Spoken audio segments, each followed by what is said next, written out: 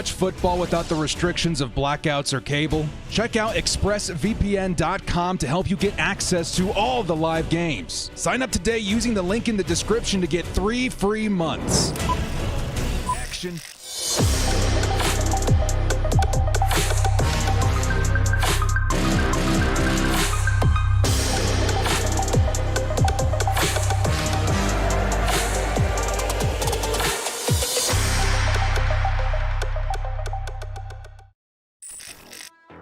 Well, kia ora, brothers. It's the director. What's going on, everybody? Who do we got in here today? We got Boogalum, Zelda fan, Matthew Trokinski.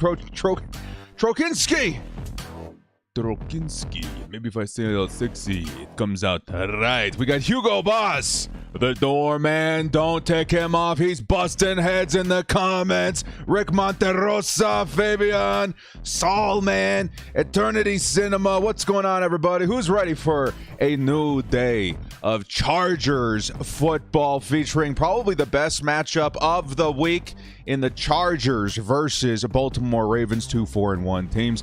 Maybe even a playoff preview that we're witnessing today. It should be a good one. Let me take a look here at the injury report, guys. Let me see if we got any word on our guy Mike Williams. I think he's the only one that we're a little uncertain about.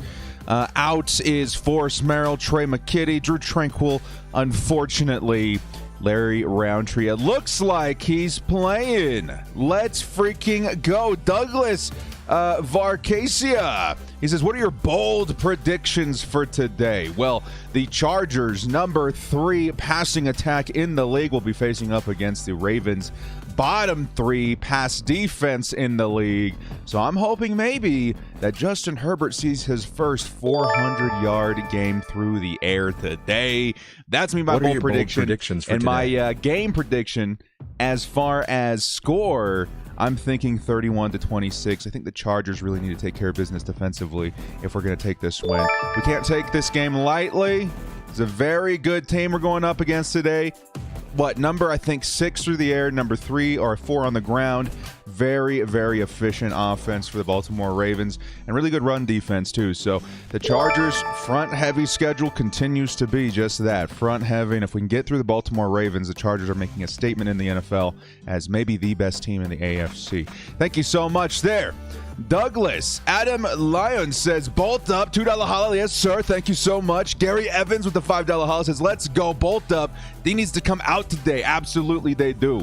Get your score predictions in the comment section below. Let's go ahead and plant your flags before kickoff. Maybe, just maybe, the Chargers have a shot today versus the Baltimore Ravens. I think we all know they do. I think we all think that the Chargers are not the Chargers of the past. I think a lot of us, even now, even myself, after covering the Chargers this season, still groomed to feel a little bit nervous, right? Because honestly, we've lived through just such a long history of close losses and disappointing coaching and injuries that it's kind of strange. The Chargers being at 4-1 right now, a lot of us still waiting to be convinced that this is really a playoff caliber team, even in the first year of Brandon Staley's tenure here with Los Angeles Chargers as head coach. So I don't know, man. I'm excited. I'm very excited. I think this team's got what it takes, and I think Brandon Staley came in and absolutely understood what this team needed to succeed, and we're off to a really, really good start. Let's go ahead and get this going over here, and then we will be kicking off in about 60 seconds. Oh, very, very exciting. Let's see. Let's turn this off for just 1 second. Beautiful. $10 holla coming in from Sunrise. It says, let's go, director. Bolt up with them H-bombs. Super excited to see this today, man. Thank you so much for coming in, Sunrise. It's going to be a good one. It's going to be a good one. I think just pure fandom, football fandom, I think this should be a really, really awesome game for all NFL fans, not just Chargers fans. Let's hear it again. Both action, action, action, action. Let's go, Sunrise. _action. Let's go. Thank you so much there, Sunriser. Envy Talent with the $5 heart says, some fantasy football talk. Our league is coming along nice. And 34-27 for the win. Yes, we need to get into the Directors League and see how all that's going. Thank you so much there, Envy. Appreciate ya. Yeah, we need to, maybe at halftime, we'll take a look at the fantasy teams and see how that's shaking out. I think we're good to go here. Just waiting for the score to update, and I think we are good to go. Daniel Rubio, member for 10 months. What's going on, man? Hey, bolt up. Looking forward to this one. GG's on the Apex games the other day. Yes, sir. But I got a question for you, Director. How would you feel about a trade for OBJ for wide receiver 3? Not long term, but for now. Honestly, you couldn't hate on it. I just want people to understand, like, Odell Beckham, he's a really, really good football player, but he hasn't really shown the same, like, standout, crazy star of the NFL wide receiver caliber thing in a long time. So if the Chargers picked him up, I would hope that, again, we have to look at his contract and all the specifics. It would be for a good deal. It would make sense for the team because the Chargers next offseason, lots of money to work with, right? So the money factor, definitely something you got to think about, but not something holding us back anymore. In terms of that, though, we want to make sure we pay Mike Williams, and we want to make sure that, honestly, Odell Beckham Jr., as good as he is, I'm looking for someone maybe even a little bit faster. Odell's very, very fast, but maybe more fast and a little bit more consistent. Someone on the level of like a Brandon Cook, someone on the level of, I don't know, even like a Perriman out there, Brashad Perriman, someone that really complements that last element of the game for Justin Herbert in those big, big bomb passes. As soon as teams realize, hey, they got a guy that can really stretch the field and take any given down for a touchdown, that's when people start backing off, right? That's when the defense starts playing back a little bit deeper. That opens up opportunities underneath. And you guys, we've got guys underneath all day, man. Keenan Allen, Mike Williams, who's being utilized more as an X receiver, less of like a purely, like 50-50 ball kind of receiver, but more of like he can do it all kind of guy, right? We got palm trees in there too. Josh Palmer, that's going to be able to work underneath a lot more efficient too. So I'm thinking maybe a guy that's maybe a little bit faster, that burner that complements him in wide receiver 3. That's what I'm kind of thinking at this point. But OBJ, not bad, but at the same time, I think I would love to see all the options as we get closer to free agency and stuff like that. This season, if you guys saw the players to add that would complement this team, I definitely said that Brandon Cooks was on my radar as far as a player that complements a Justin Herbert. All right, guys, looks like the Baltimore Ravens getting ready to kick it away to the Chargers. First to receive on offense this game. We'll go ahead and get that all set up right here. Oh, beautiful day to be a Chargers fan. Beautiful day for Chargers fans here in the chat. It should be a really good time. Let me get my red zone up here. Tell me to follow my fantasy football team while we're watching this game. And here we go, returning for the Chargers. I think it's KJ Hill. And KJ rounds the corner and picks up 20, 25 yards. I think it's 20-yard line for KJ Hill, and the Chargers will be starting off on offense. Big things in this game, man. The Chargers need to stay ahead of the Baltimore Ravens. The Ravens have themselves a very unique running attack, do they not? A very unique running attack with Lamar Jackson, who is their lead rusher. The Chargers, if they can stay ahead of him, I think have a really good shot at limiting that sort of potential in Lamar Jackson. But again, very unique situation for the Chargers defensively. Offensively, though, here comes Justin Herbert and the Chargers. Herbert takes a snap and passes to Keenan Allen, first receiver to pick up a first down in this game today. We had in the game preview, Keenan Allen is one of the guys to have a big game today, and so far one reception for about 13 yards. Definitely not bad. Nice start with K.A. Slayer Alien 13. Let's go. Nice first play. 1st and 10 for the Chargers. And Justin Herbert under center in motion. Can't quite see on this side of the screen. Is one of the receivers. It looks like Stephen Parham. It's going to be a handoff to Austin Eckler. And Eckler gets walloped behind the line of scrimmage. Probably be a -1 yard on the play. The Ravens, as we know, one of the better teams in the NFL versus the run. I think giving up around 93 yards a game versus the run, so definitely doesn't give up the most. It'll be very, very tough day for Austin Eckler on the ground. We'll see plenty of Austin Eckler. This team also, if you guys watch my game preview, very susceptible versus receiving back. 2nd and 11. It's going to be a fake handoff to Austin Eckler, and it's going to be thrown to the sideline by Justin Herbert. Pressure was in his face. It'll be a 3rd and 11. You know what's kind of crazy as a Chargers fan? 3rd and 11 doesn't really scare me anymore. I mean, it'll happen. You know, they're going to convert a good amount of them, and they're not going to convert maybe a good amount of them as well. But the Chargers on the better side of converting, 3rd and long. 3rd and Keenan is what we like to say. You guys check out the new t-shirts in the store. First in Eckler, second in Herbie, third in Keenan, fourth in Staley. That's what we like to see out here. 3rd and 11 for the Chargers. Can they convert here and keep this drive alive? Justin Herbert, pocket collapsing, and it's going to be Jared Cook who brings it in for the first down. Let's go, Jared Cook. What did I say, man? It's weird. It's a weird time to be a Chargers fan, is it not? Oh, baby. Jared Cook brings it in for the first down. 3rd and long. Say what? 3rd and who cares what it's 3rd and anything, man. The Chargers got this. The Chargers got this 3rd and whatever, man. We got it. We got it. Worried about right tackle Storm Norton. Yeah, we got to see how he holds up during this game. Also, with Odeabushi out the right side of that line, definitely a little bit susceptible. 1st and 10. Herbert is going to chuck it underneath one more time. It's going to be Jared Cook who picks up about 8 yards. Let's go. 8 yards for Jared Cook. Yes, Mike Williams is playing. He is indeed playing. The Chargers do have their star wide receiver out there alongside their other star wide receiver in Keenan Allen. Should be a very explosive offense as always today. But the injuries, like I said in the video, starting to add up a little bit. So hopefully the Chargers have a plan to scheme around some of the pieces that they're missing. I would say even more specifically on defense, that middle linebacker spot a little bit concerning.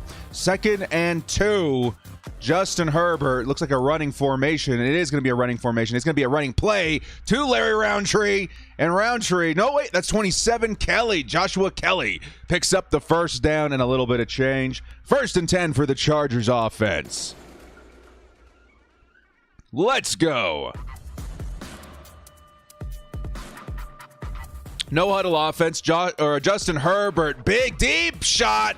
Justin Herbert to the end zone, and that was one-on-one with Mike Williams, and that's going to be incomplete. I saw somebody in the chat saying PI, maybe PI. I have to take a look at the replay, see if both players were contending for the ball. It looks like Smith in the area. You could. There's enough there to call PI, but also enough not to call it. Still, an unfortunate no call for the Chargers. Nice shot by Justin Herbert early in this game. I want to see the Ravens back off a little bit off of that deep coverage, open up some more opportunities for Mike Williams like we saw last week versus the Cleveland Browns. It'll be a 2nd and 10. Justin Herbert in the Chargers. In motion is Guyton. It's going to be a fake handoff once more, and Justin Herbert's going to throw it a little bit too far in front of Guyton. It's 3rd and 10. What's funny, too, is that watching interviews and the way that the Chargers operate their offense, again, Brandon Staley says, 3rd down is 2nd down, 4th down is 3rd down, that sort of mentality, which is really cool and really exciting for football fans. But 1st down is where I'm really paying attention for the Chargers. It really does feel like they're experimental down, right? Like they're going to, like just now that we saw a deep pass to Mike Williams on 1st down. Very exciting. They're trying to test the defense a little bit, see what they're working with here. 3rd and 10, past the 50-yard line in Ravens territory. And Justin Herbert's going to be a quick pass, and it's batted away by number 36 of the Ravens. Good play by the Ravens defense. I can't get too mad at that. Went up there and just got a fingertip on the ball and batted it away. I think this is the first decision we got to see for Brandon Staley and this offense. I'm pretty sure at 4th and 10, this is likely a punting situation. But most of the time, when it makes sense, it's going to be gone for on 4th down. Yeah, boo, boo. 4th and 10 for the Chargers. Looks like they are punting it away. Terrible call. It looked like some form of a screen, right? So, yeah, definitely an interesting call there offensively, but I don't know. I'm thinking the Chargers were hoping to pick up 5 or 6 yards and then justify going for it on 4th down. So maybe that was the mindset there. Just kind of got blown up at the line of scrimmage. Still, the Chargers very, very early in this game. 11:51 left in the first quarter. The Chargers had a couple nice plays in their first offensive drive. Now it's time for the defense to come out, show us what they got with that missing pieces at middle linebacker more specifically. See if they have some sort of adjustment to help versus the Baltimore defense or the Baltimore offense, specifically Lamar Jackson and his ability to scramble. Offense hit it down last game. It's time for the defense. Yeah, I think if we're going to win this game, we definitely need the defense to make a big impact today. One thing that I wish I put in the game preview is forcing those turnovers. Didn't quite grab an analytic for the Ravens as far as their their statistic in that category right now as far as turnovers gained and lost. I'm hoping that the Chargers can help themselves in the category of turnovers gained today. That would definitely help versus the kind of team this Baltimore Ravens is. Yeah, Hugo, time for that Joey Bosa. Oh my God, it's Joey Bosa. Time to cheer on the defense. Yes, let's go. I'm very excited. I think Kazir White in for a big day today. We've seen a lot of things happening with this Chargers defense as far as Kenneth Murray going down and Drew Tranquill stepping right in and having a great, impact on the team. Now Drew Tranquill down and Kenneth Murray down. I think Kazir White could have a pretty big day today. Today it's on CBS. If you guys are having trouble catching the game, definitely hit us up at halftime. We're going to show you guys a message from our sponsor that helps everybody watch every game every single week very, very easily. And depending on what your preference is, I love NFL Red Zone and the rest of the other live games as well. I use NFL Game Pass. Other people like using things like Paramount Plus to catch the games live using a VPN. And honestly, once it's set up, super, super easy to rely on every single Sunday. Yeah, let's get him. Yeah, you don't trust Alohi Gilman. I think Alohi, my guy, what was it, week 3 versus Kansas City, clutched that interception to end the game for the Chargers versus Patrick Mahomes and the Kansas City Chiefs. I think Alohi's taking some leaps and bounds this season. I'm very excited to see him more involved this week, of course, with the Nasir Adderley sidelined. Have to wait and see what he comes up with. Hey, Slad! High voltage sign. High voltage High sign. voltage sign. High voltage High sign. voltage sign. Let's go. Thank you so much there, Slad. $20 holla. Bolt fam. Let's go. Slad, thank you so much for the holla and the support on today's stream, man. I really appreciate it. Spy the man, he said. Thank you so much, Slad. Here come the Chargers. Slad, bringing the good vibes into the universe. See how this drive goes. The Baltimore Ravens starting on their own 15. It's going to be a handoff to Latavius Murray, and Murray picks up about 8 yards on that carry. Yes, the Chargers struggle against the run. Latavius Murray. We are not unfamiliar with this man and his time in Oakland, I should say, with the Oakland Raiders. Hopefully the Chargers have an answer for him today, but the Chargers defense, as far as run defense, not really good against anybody so far this year. Lamar Jackson's going to toss it underneath. Big hit by Kazir White, and it's Devin Duvernay with the reception there for the Ravens, I believe. And that'll be a first down, Baltimore. Yeah, sorry, we're ahead of some people, we're behind other people, but hopefully my biggest recommendation is that if we're ahead of you, to pause it and then hit play as soon as you feel like we're in sync. That makes for the best game day experience as far as my additional commentary with the chat. I think that'd be a good time. Yeah, Kazir White with the big hit. I think Devin Duvernay, number 13 for the Ravens. Watching out for a little bit of Rashad Bateman today, too. I know they activated him off of IR. Lamar Jackson looking for a... nice hit right there. Who was that? Was that Kazir White? Got free. Yes, it was Kazir White. Got free, untouched, and caused a quarterback pressure, and he had to throw it early into the dirt. It's going to be a second down. Kazir White with the speed. Lamar Jackson couldn't get away. Nice play by number 44. Let's go. 2nd and 10. Kazir White, man, converted safety from his time in college. Now in the Chargers as a linebacker, coverage linebacker. He's got the speed to back up his coverage duties as well as versus a guy like Lamar Jackson. Very speedy guy. Got in there untouched. Nice game planning by Brandon Staley in this Chargers defensive coaching staff. Let's go. 2nd and 10. It's going to be a run up the middle. No, it's Lamar Jackson who's going to keep it. And Lamar falls forward for about 6 yards. It'll be a 3rd and medium. Yeah, dude, that play confused the crap out of me. It looked like almost a double option. Yeah, there's a lot going on there. It's a fake handoff to, I think, Devonta Smith, and then behind him was Lamar Jackson, who does get in there for about 5 or 6. 3rd down. 3rd down, Chargers. Would love to see a Joey Bosa get in there. I see Joey Bosa, because he's not the fastest guy in the world, flushing Lamar Jackson to a specific direction. You force him into a situation he doesn't want to be in, and it gets cleaned up by one of the defensive backs or linebackers in this game. Close formation for the Baltimore Ravens.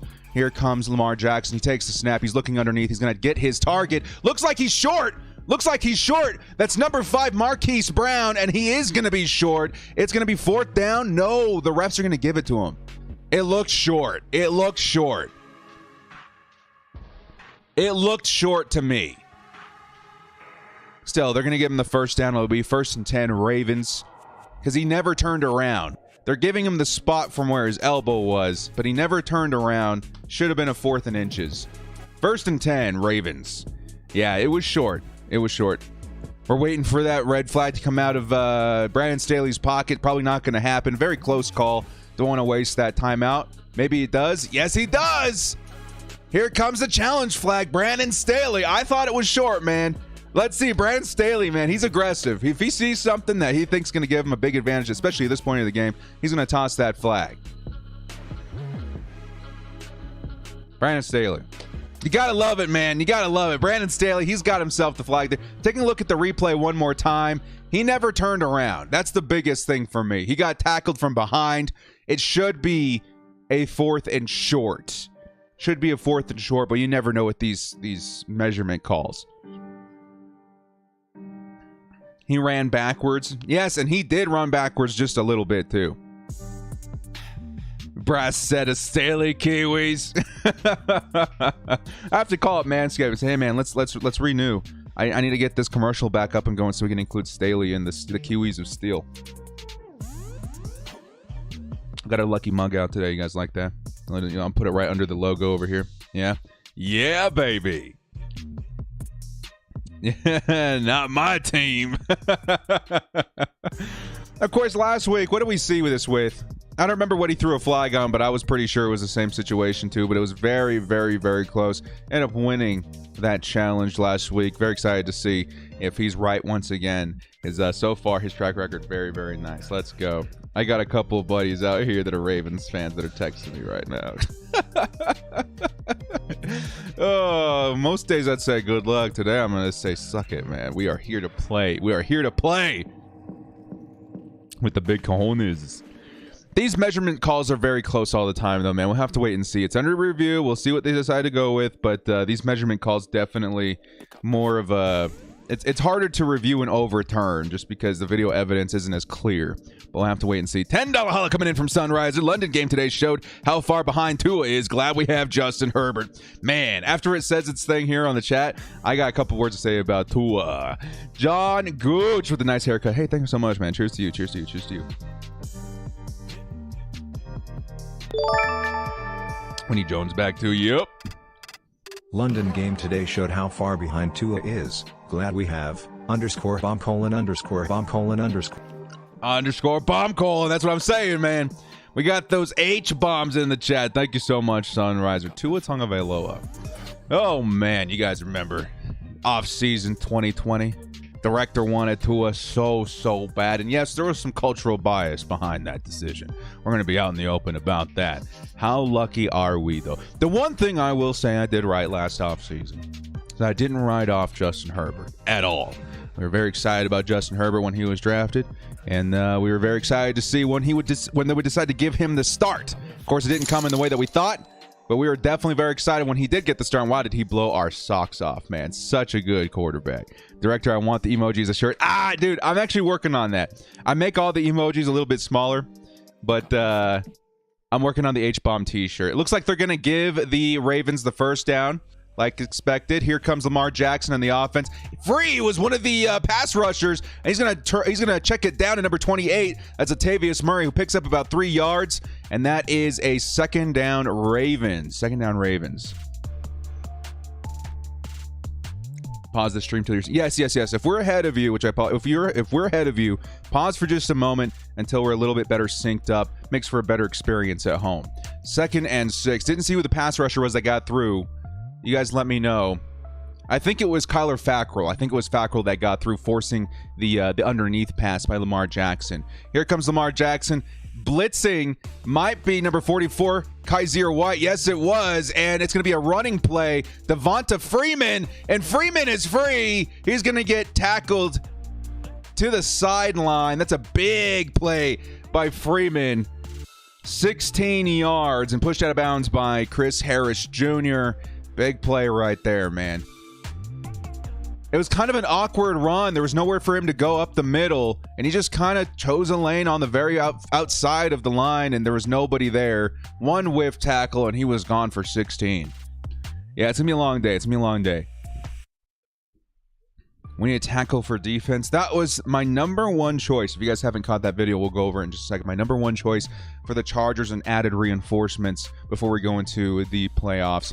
Here comes Lamar Jackson looking for a target. He's going to go underneath. And who is that? Latavius Murray, one more time. Picks up about 8 or 9 yards on that play. If you guys haven't checked it out, definitely go watch it. A couple of days ago, I put out a video called The Top 5 Players the Chargers Can Add for a Big Playoff Push. At number 1 on the list, spoiler alert, I did have a defensive tackle by the names of Akeem Hicks. Excuse me, Akeem Hicks. And I think there's connections there, and the Chargers definitely need help. It's going to be a handoff to Freeman. Freeman picks up the first down, a little bit of change. First down, Ravens. And we are looking at, like the 35-yard line. There is a flag, however. Akeem Hicks. Bosa having problems. No, Bosa, dude. 5 yards on the Chargers and a holding penalty, by the way. First down, Ravens. Bosa is definitely victim of opposing offensive, what's the word for it? They just throw a lot of resources at Joey Bosa. And the Chargers are still trying to figure out how to punish the opposite side with Kyler Fackrell and Nwosu. Until then, Bosa is going to continue to see a lot of attention on the other side of the line. 1st and 10. Ravens are driving. 6:55 left to go. Here comes Lamar Jackson looking for a target. He's going to escape to the left side. Chargers trying to contain him. And lots of whiff tackles. And the Ravens, the Chargers finally do get there. It's going to be a gain of maybe 1. Good for the Chargers, man. I was starting to sweat a little bit. 2 or 3 whiff tackles there. And the Chargers, with a little bit of help coming from the middle linebacker position, are able to get him down. Let's see who it was. Yeah, the Chargers very aware of what he brings. Nwosu's the one that got faked out. Then dancing around Bosa, the Chargers able to get back there. Very, very good coverage. Backed by the Chargers defensive backs. That was actually, if it wasn't that good a coverage, he would have found somebody open. Chargers DBs, we got to give him credit there on that play. Very crazy. 2nd and 9. It's going to be a handoff to number 13. I think it's Duvernay one more time, and Duvernay is going to find himself a first down, and the Ravens now in the red zone. Yeah, crazy. Bend but don't break. The Chargers have been really good in the red zone this season. But definitely the biggest threat we've seen in the red zone has been Lamar Jackson and his mobility. So I have to wait and see what happens. Yeah. Need to beef up that defensive line. Well, to finish what I was saying there, yes, Akeem Hicks is the guy I'm hoping the Chargers go after before the trade deadline. He would really, really help. Like, honestly, just his presence would help out the Chargers so much versus the run. And right now, we're the number 1 team in the NFL as far as yards allowed on the ground. Here, speaking of on the ground, here comes Latavius Murray, and Murray is into the end zone. Touchdown, Ravens. Yo.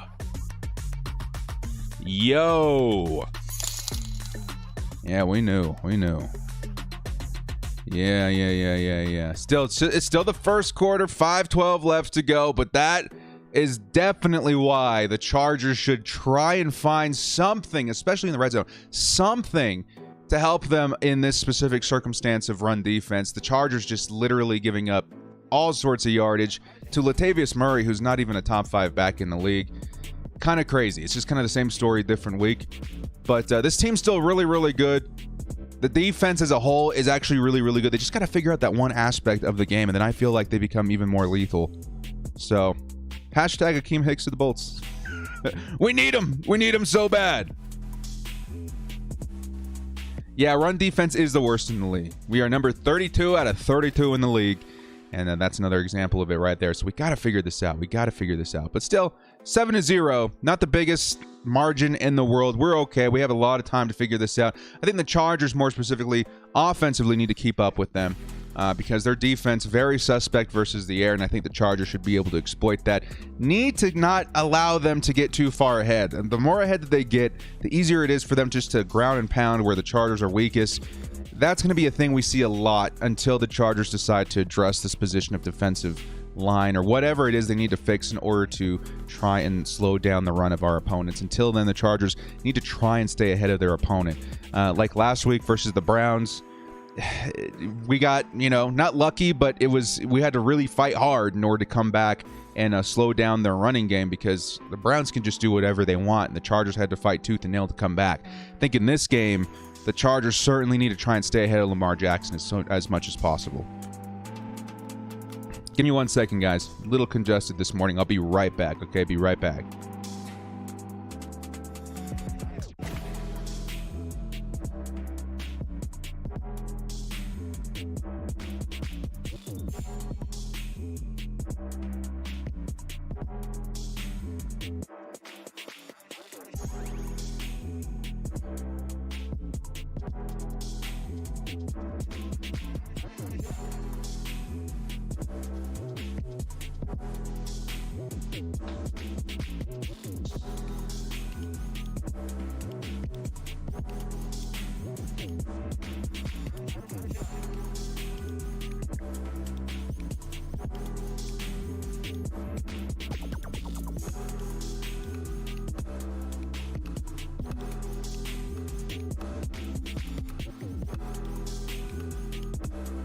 All right, we are back. Just waiting to come out of commercial after that scoring drive by the Ravens. We'll get right back to business. Make a comeback with our offense. Yeah, we're hoping that we can close that margin really quick. Really quick. Feel bad for Joey Bosa. That D lineman from the Bears, Hicks, sounds pretty good right now. Yeah, again, that's something that I was really driving at. He's got connections with Brandon Staley. Brandon Staley loves him. The Chargers, as a matter of fact, the reason he was number one on my list, because he's probably the most likely. The Chargers actually looked into him as far as a trade during the offseason, and it never developed. And now that we're getting close to the trade deadline, it's time to start looking back into it. So as far as likely trades, Hicks is probably at the top of the list for me. And honestly, he would help, not solve, but help a lot of issues for the Chargers in this run defense. Because Linval Joseph is a really good nose tackle, but it seems like all the space around him is what teams are taking advantage of. So if they can plug that hole with another big-bodied defensive lineman like Akeem Hicks, I think the Chargers would be in business. They really would. The other guys that we have on this team, maybe a bit smaller, but very fast, and that's not going to help too much versus the run. First play for the Chargers on offense, a 2-yard run by, and that's Austin Eckler. Will Banks, what's up, man? He says, happy 4 months, director. We got this, dude. Good vibes today only. Yes, sir. Yes, sir. I'll be honest. My optimism is at an all-time high with our record. There is a bit of a bug going around the neighborhood, and I think the director got it. My wife certainly got it. Oh, we are fighting through them migraines today, boy. Migraines. 2nd and 8 for the Chargers. Gotta stay hydrated. Biggest thing. In motion is Guyton, and it's going to be a fake handoff. There is pressure, and he's going to go ahead and hit Keenan Allen, and Keenan turns nothing into something. That's a 2-yard gain. Should be a 3rd and 6. No, a 3rd and 5 coming up for the Chargers. There is a Raven down. Number 6. That's, can't quite see the name on the back of the jersey there. Number 6 for the Ravens is down. Oh, that's Patrick Queen. That's Patrick Queen. Their first-round pick last season. Probably not living up to expectations this year as a coverage linebacker, but he's better to have back there than maybe the next guy up. So Patrick Queen is down. We hope he is okay. Of course, we don't wish injury upon any player in the NFL. That's a big blow for the Ravens defense. Queen is down. Queen is down. All right, we gotta stay hydrated.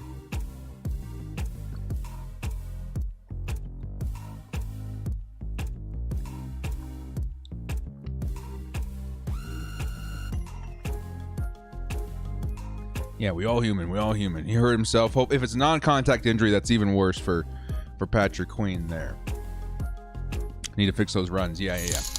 We came up with a couple of different solutions to help fix the run until it feels like the Chargers do have some players there that can stop the run, but I think schematically the team is more focused on not allowing the big play, right? And so far we haven't really seen Marquise Brown involved.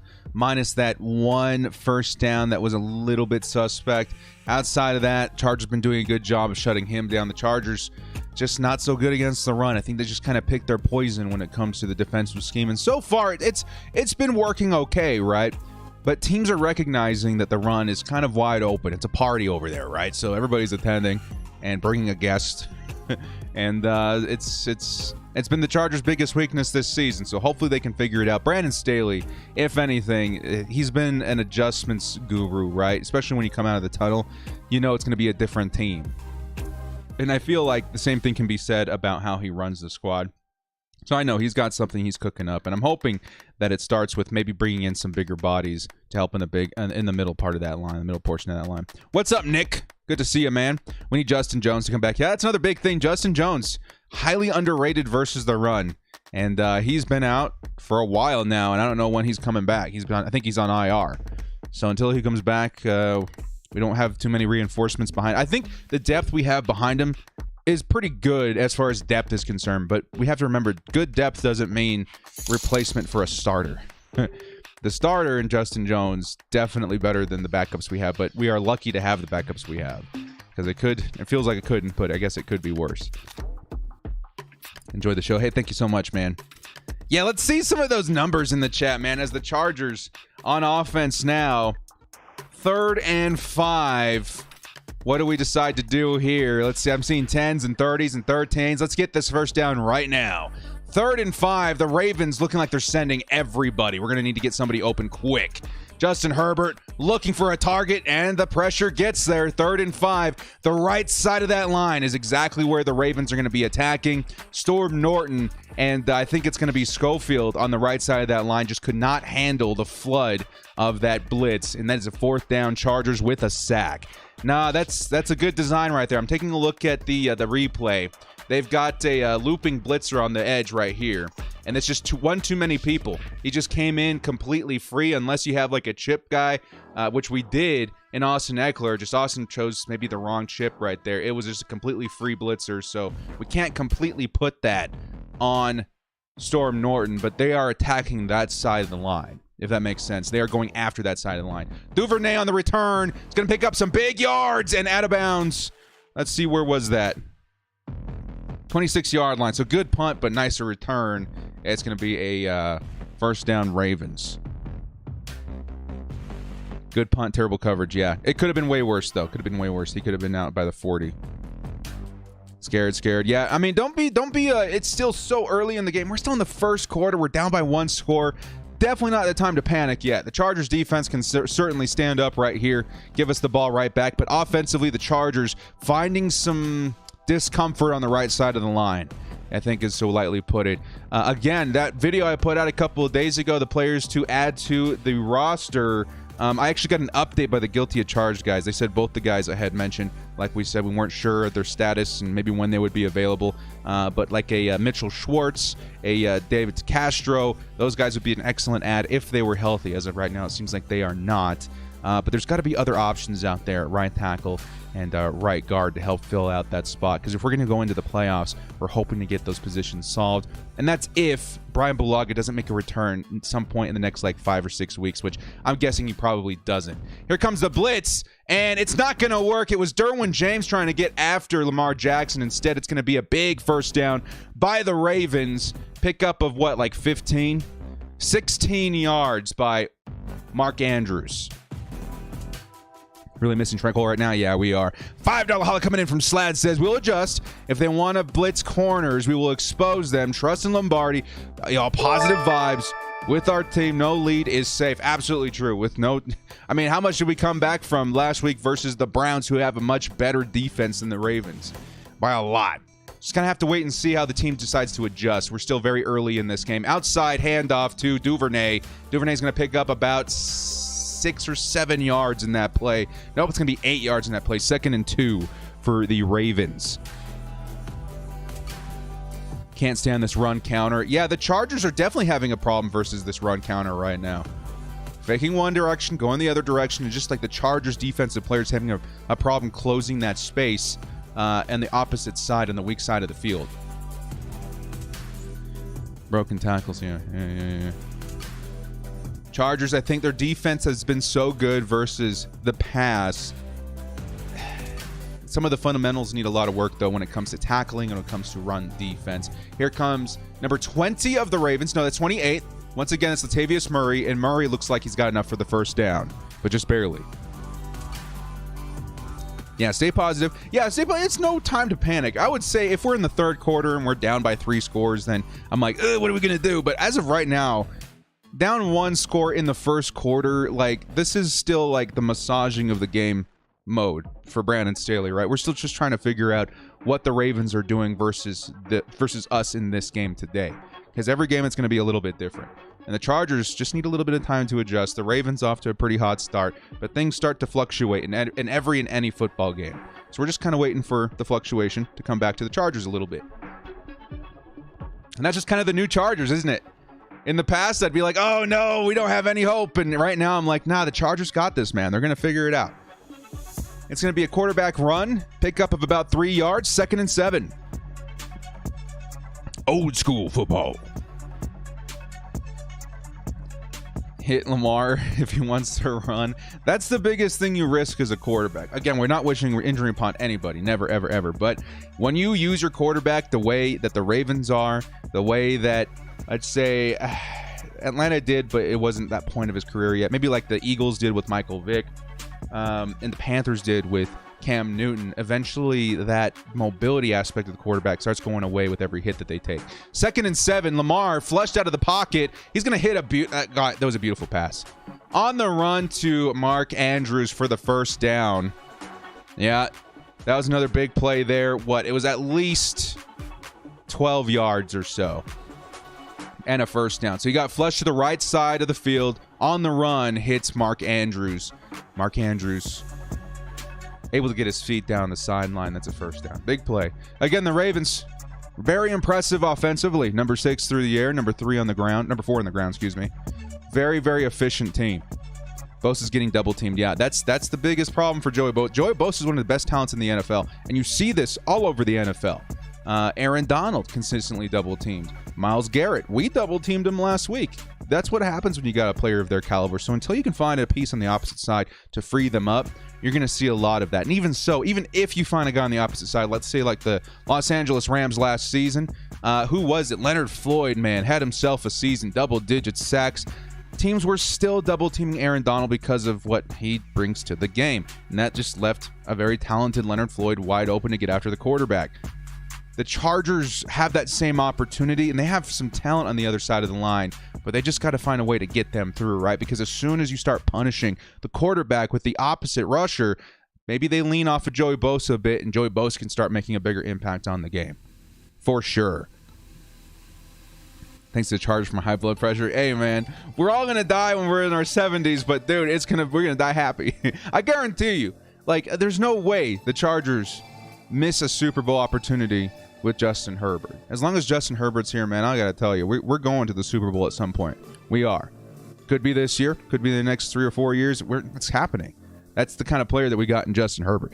$5 holla coming in from Austin Myers. Says Chargers should attack on the defensive line in the offseason and mix it up on the O-line and linebacker. Yeah. I'm very excited to get into the aspects of the offseason come January. Till then, I mean, oh my God, we got so much exciting football happening in front of us. But during the offseason, I'm even saying like during right now, because there's only, you notice every season, there's only a few teams that get involved in trades and free agency or free agent pickups in the mid part of the season, right around November, the first week of November during the first trade deadline, right? Those are the teams that know that, hey, we're probably going to the playoffs and we might actually make it a good ways into the playoffs. And the Chargers, it's been a minute since we've been in that situation, right? So Chargers fans haven't really been like, oh, we got to get this guy and that guy during the actual season, in the middle of the season. This season, now that we're 4-1, and now that the Chargers have proven that they're definitely a playoff caliber team, maybe even a Super Bowl hopeful, they might be in the mix. They might be in the mix this season. Now, it's always a risk because you can't just bring somebody in let's say from the Bears scheme, let's say it is Akeem Hicks, and let's say that we're very excited to help out that run defense. You can't just bring him in and expect him to be like, boom, boom, boom, our run defense is fixed. He's coming into a brand new system. I would say a familiar system because of Brandon Staley, but still a new system, a new team, a new city. It's going to take him some time to acclimate to the team. But what you're really buying in on a mid-season pickup is somebody that can learn the system, learn the scheme, and be ready by the playoffs. Not to say he's not going to have a big impact during the season. He definitely would. But you want somebody that can carry and help a situation during the playoffs. And I think Akeem Hicks could do that. Angry Gamer, $5 holla. Thank you so much, man. Here come the Chargers on defense. Ravens on offense. It's going to be a 5 or 6 yard pickup by number 17. Who is 17? But it's holding on the offense, so it doesn't matter.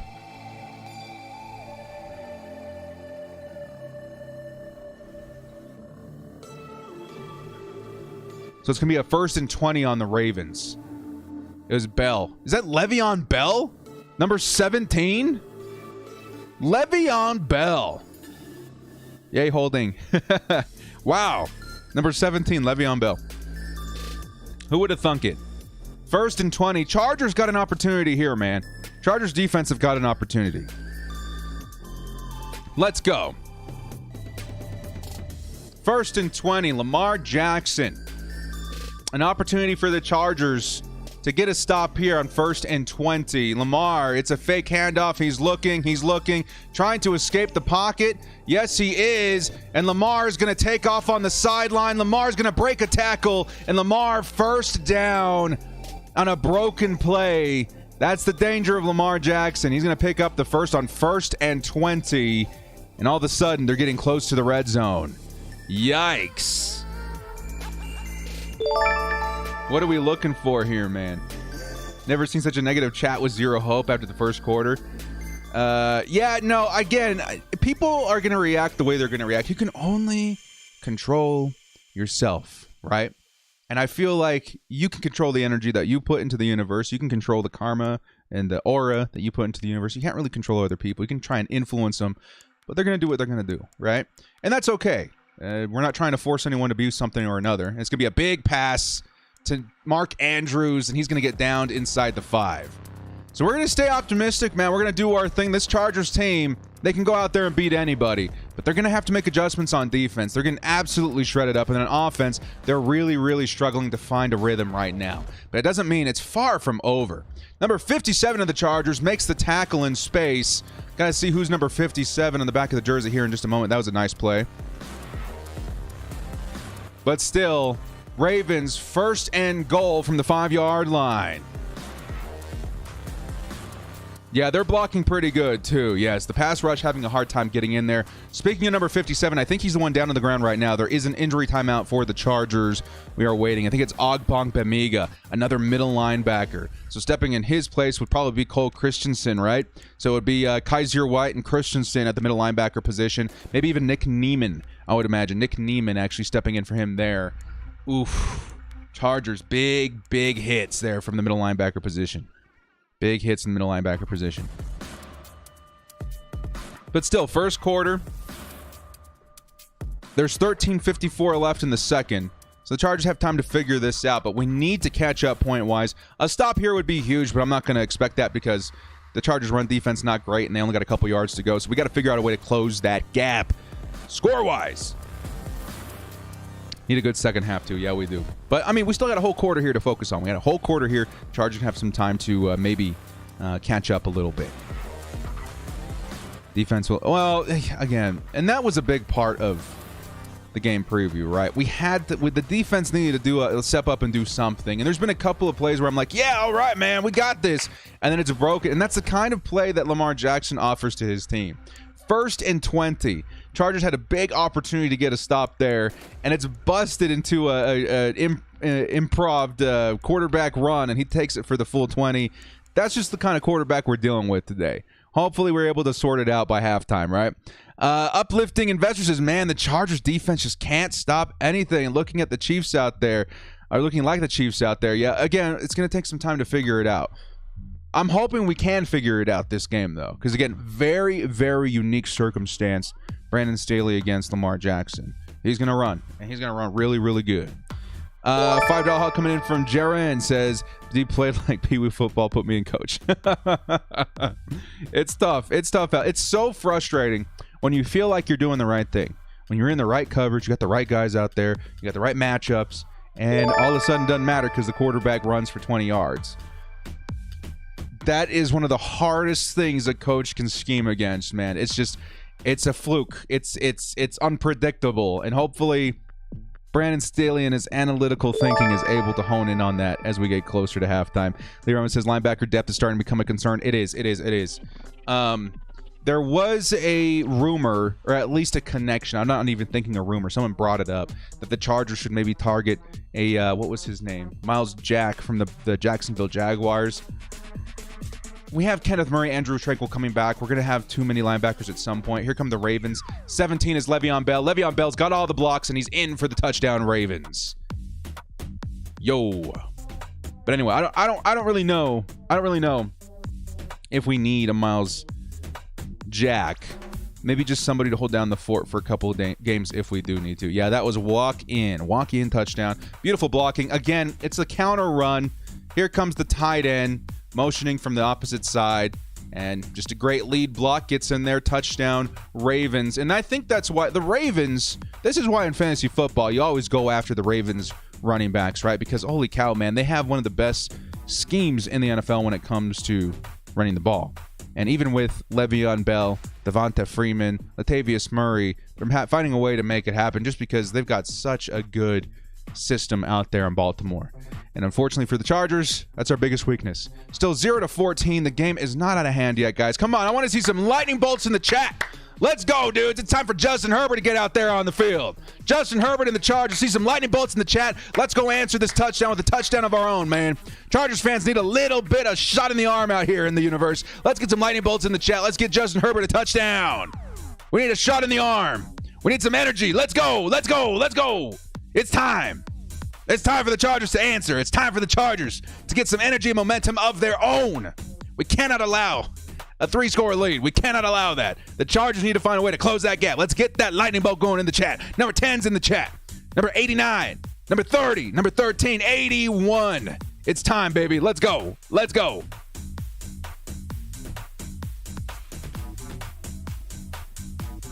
It is time. Give me 1 second here, folks. Let's go. I want to see even more energy when I come back. 10 seconds.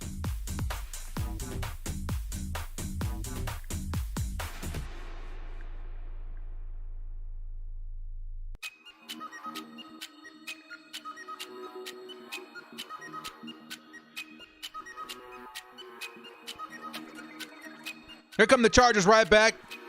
Wisely, KJ Hill is going to let it fall into the end zone. That's a touchback. Now, at this point of the game, you got to look at what the opponent is putting in front of you, right? At this point of the game, Lamar's going to score, right? The defense having a lot of trouble. Again, I think it's really coming down to injuries for the Chargers at this point. Lamar's going to score. The running attack's going to be efficient, right? It looks like the guy to be worried about in this game is definitely going to be Mark Andrews. The Chargers need to turn this into a shootout, man. The Chargers need to put up 30, 40 points this game if they want to win. And so hopefully we need to see them start getting into rhythm right now, starting with Austin Eckler, who picks up 5 yards on the ground. $5 holla coming in from Glenn says, would we trade for Akeem Hicks? Yes, did a whole video on that. Definitely check it out, but I'm 100% on board for that. The Chargers need help. We are a playoff caliber team. We need help at defensive line. And if we got to go out there and get Akeem Hicks, I think it's definitely worth it. We don't want to go into the playoffs with such a gaping hole at the run defense. 2nd and 5. Chargers need to put up points here. We're in the mode right now. No 4th downs. 2nd and 5. Another handoff to Austin Eckler to draw. Eckler bouncing in and around the offensive line. Picks up maybe 2 or 3 yards. It's going to be a 3rd down. 3rd and short. I don't know. I think the Chargers trying to become more physical. We knew this would be a very physical game versus the Ravens. No huddle offense, it's looking like. Justin Herbert and the offense right back out there. It's going to be a 3rd and 3. Justin Herbert's looking for a target. He's going to fire underneath and dropped. Mike Williams was right there, 4th and 3. We're inside our own 40. What did the Chargers decide to do here on 4th and 3?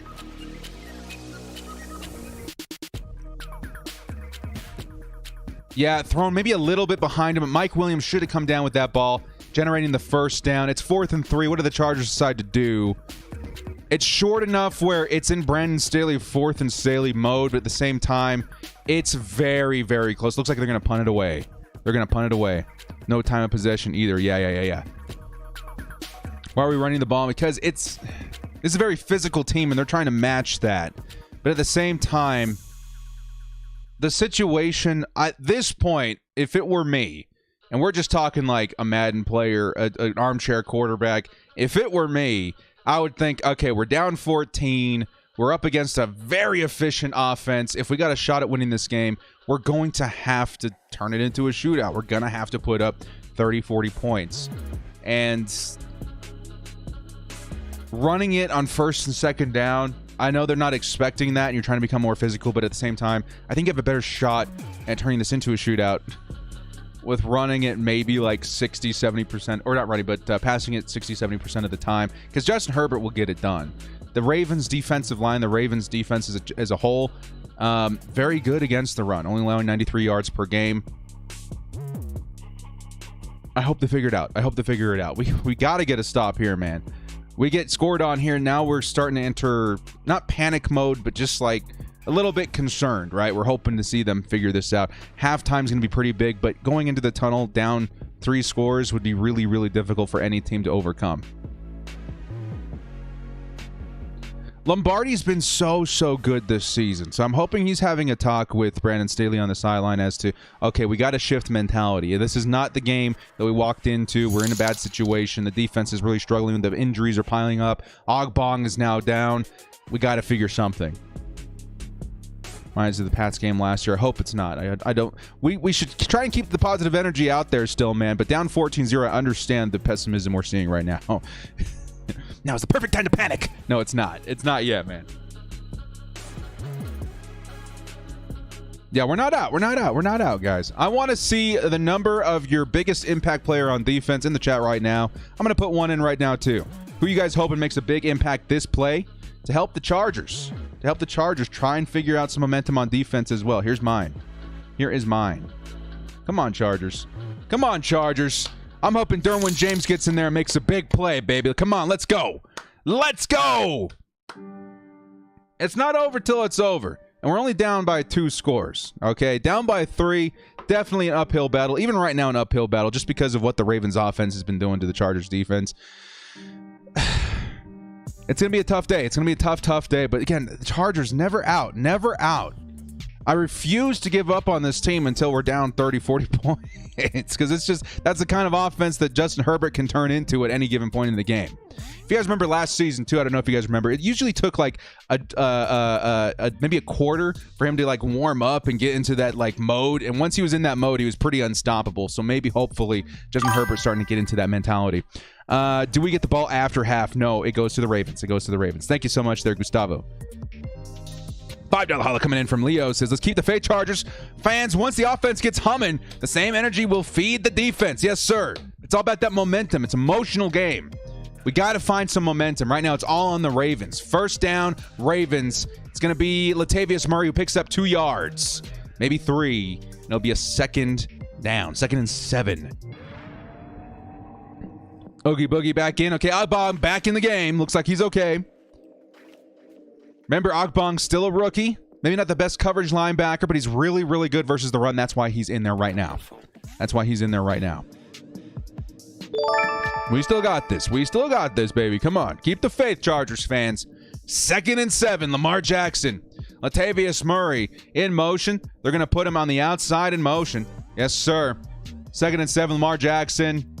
Got to contain him this play, man. It's going to be a pass to...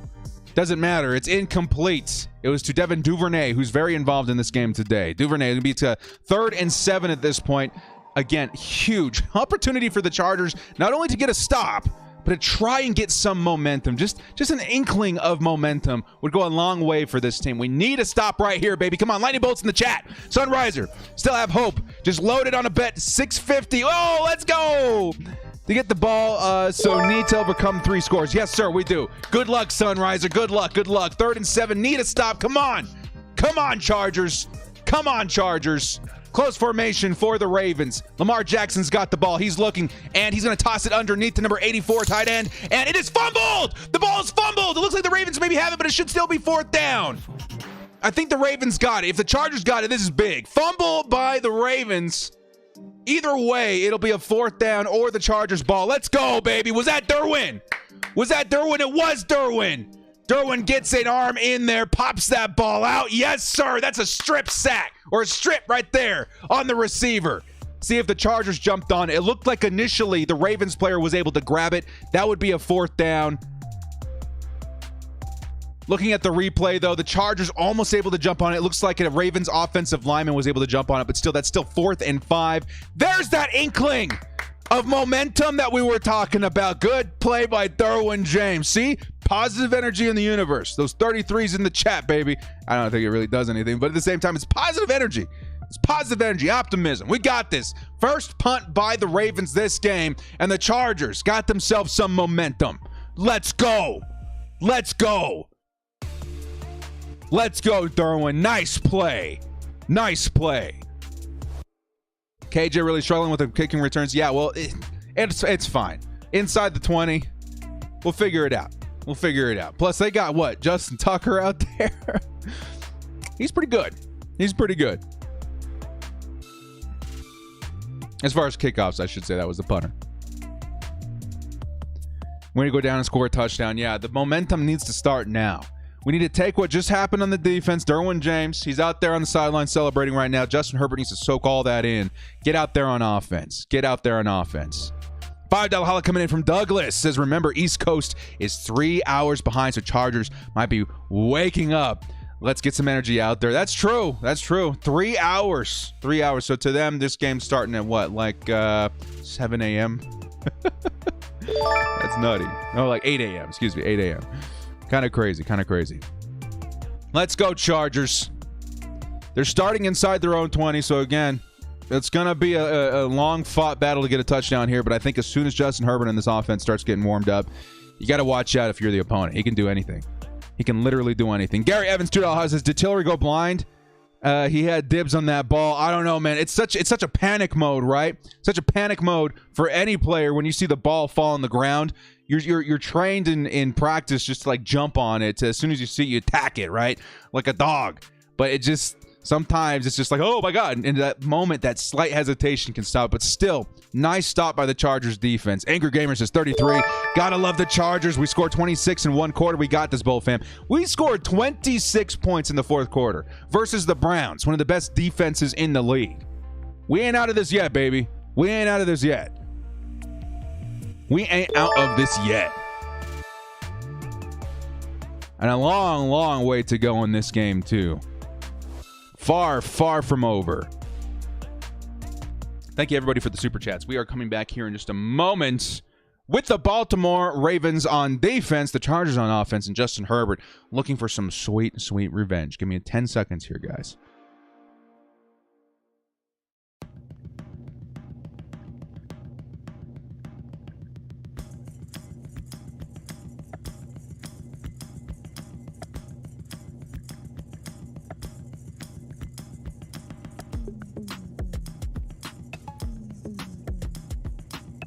And we are back to live football. Here come the Chargers and the offense. Keep the faith, everybody. Bowl fam, keep the faith. Lots of people very upset last week as the Chargers were fighting back versus the Cleveland Browns. Chargers were able to figure it out. I'm just as hopeful this week that we can do the same thing. Trios at the top of the screen. Here comes Justin Herbert in the pass. It is a pass to Austin Eckler, and Eckler takes it for almost 20 yards. Here comes the momentum. Boom. Austin Eckler, best receiving back in the league currently, I would say, with Christian McCaffrey sideline. You could argue Alvin Kamara as well, but Kamara doesn't have the quarterback to back it up anymore. I think it's Austin Eckler. And the Ravens have given up 340 yards to receiving backs before this game. I think Austin Eckler needs to become more involved in the receiving game from the halfback position. In motion, Jalen Guyton. It's going to be a fake handoff. Justin Herbert trying to avoid the pressure. He's going to toss it deep to the sideline, and it looks like it was incomplete. Target intended for Guyton, number 15. It's going to be a 2nd and 10. Keep the faith. If anything, the Ravens sending a lot of pressure, dedicating a lot of resources to the pass rush. The Chargers have to be able to find some sort of margin to work in and exploit that. They're a man down in coverage. Let's go. Let's go. 2nd and 10. Who's that in the backfield there? I thought that was 22. Is that Jackson? I thought he was out this game. 2nd and 10. Maybe he is playing. It's going to be a pass, and it is going to be to Jackson, and Jackson is going to take it for about 8 yards. It's going to be a 3rd and short. Given the position of the field, this might be actually 3rd down for the Chargers. 4th and Staley might be coming up here in a second. Hopefully not. Let's convert this 3rd down. Jackson coming out. Pretty sure Austin Eckler coming in. Let's go, baby. Let's protect Justin Herbert. Get this 1st down. Come on, baby. Let's go. Chargers finally getting some momentum. You need to start carrying it right here. $10 holiday coming in from Steve Simmons. Sorry I'm late, but I threw on the game day gear. Let's go. Steve's in the house now, baby. Let's go. Let's go. We need that Steve energy in motion. Austin Eckler to the outside. Austin Eckler also a very, very good receiver. 3rd and 3. Justin Herbert looking for a target. It's Austin Eckler. It's thrown behind him and almost intercepted is Justin Herbert. But still 4th and 3. What did the Chargers decide to do? Maybe a little bit high for Austin Eckler. Austin Eckler, not the tallest guy in the world. Luckily, it was not picked, though. It would have been one of those crazy circus catches for the defense.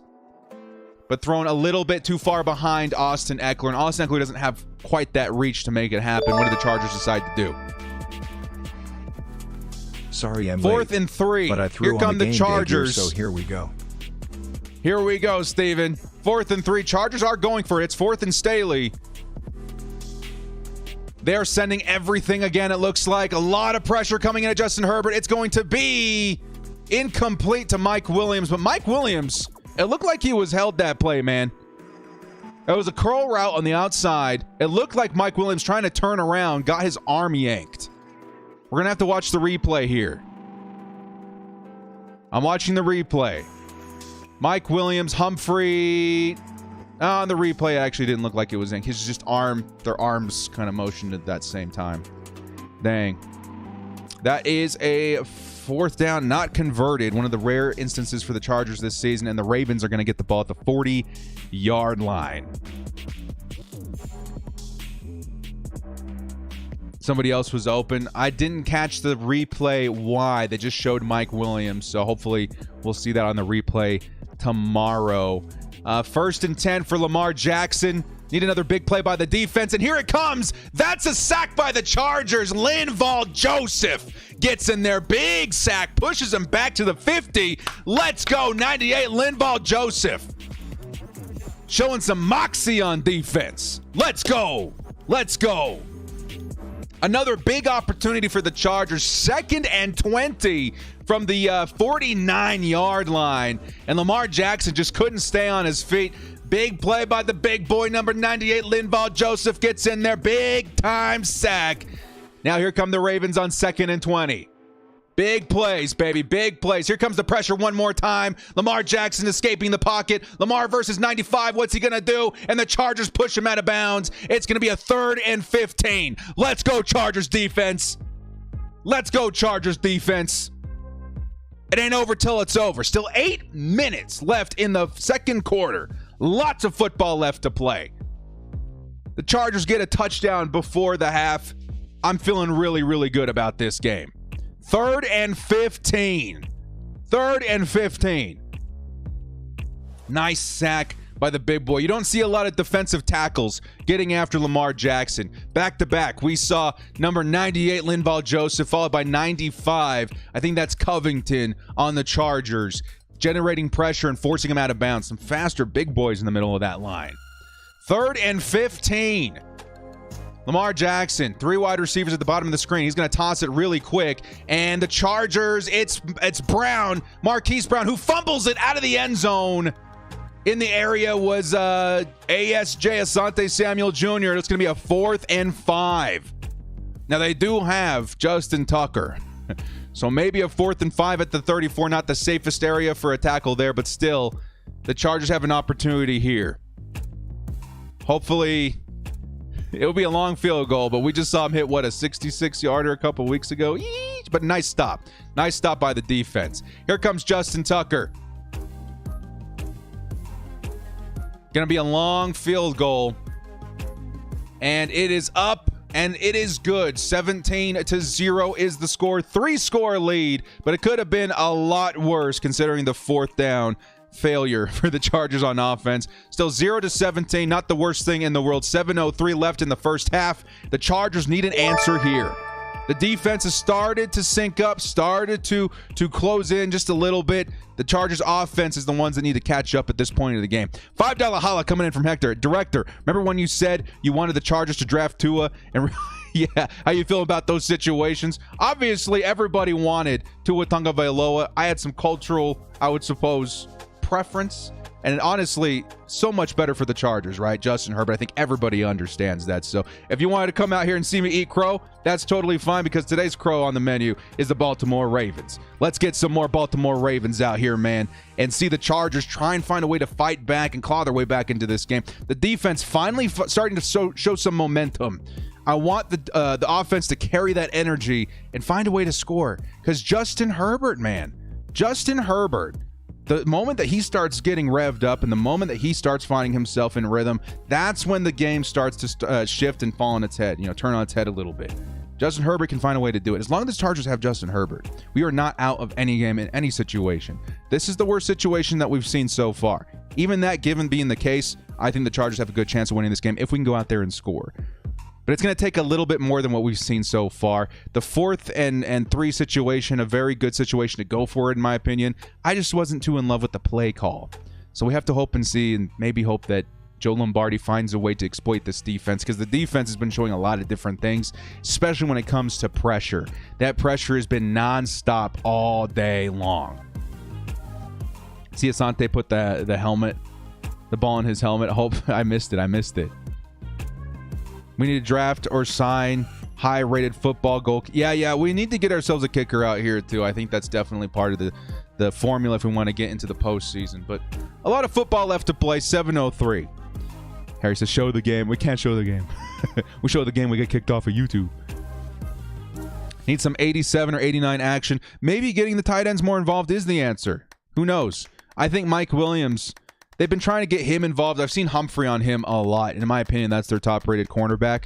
So maybe more Keenan Allen, maybe more out of the tight ends. I'm honestly, if it's up to me and I'm looking at what the Ravens are doing, I'm putting more Austin Eckler out there as a receiver. He's been doing really, really good. The one pass that wasn't completed was thrown a little far behind him. And that's the biggest thing you got to adjust for as a quarterback is the, I would say, capabilities and the size of a receiver. Austin Eckler, you're going to have to put it on the numbers because he doesn't have the biggest reach in the world, right? He can jump definitely, but he's not the tallest guy out there either. So use him as a receiver more, but you got to hit him on the numbers. He can do it. Destroying would be automatically better than Tucker? Maybe. Here comes the Chargers on the return, and it's going to be a little bit past the 20. Here come the Chargers offense trying to answer.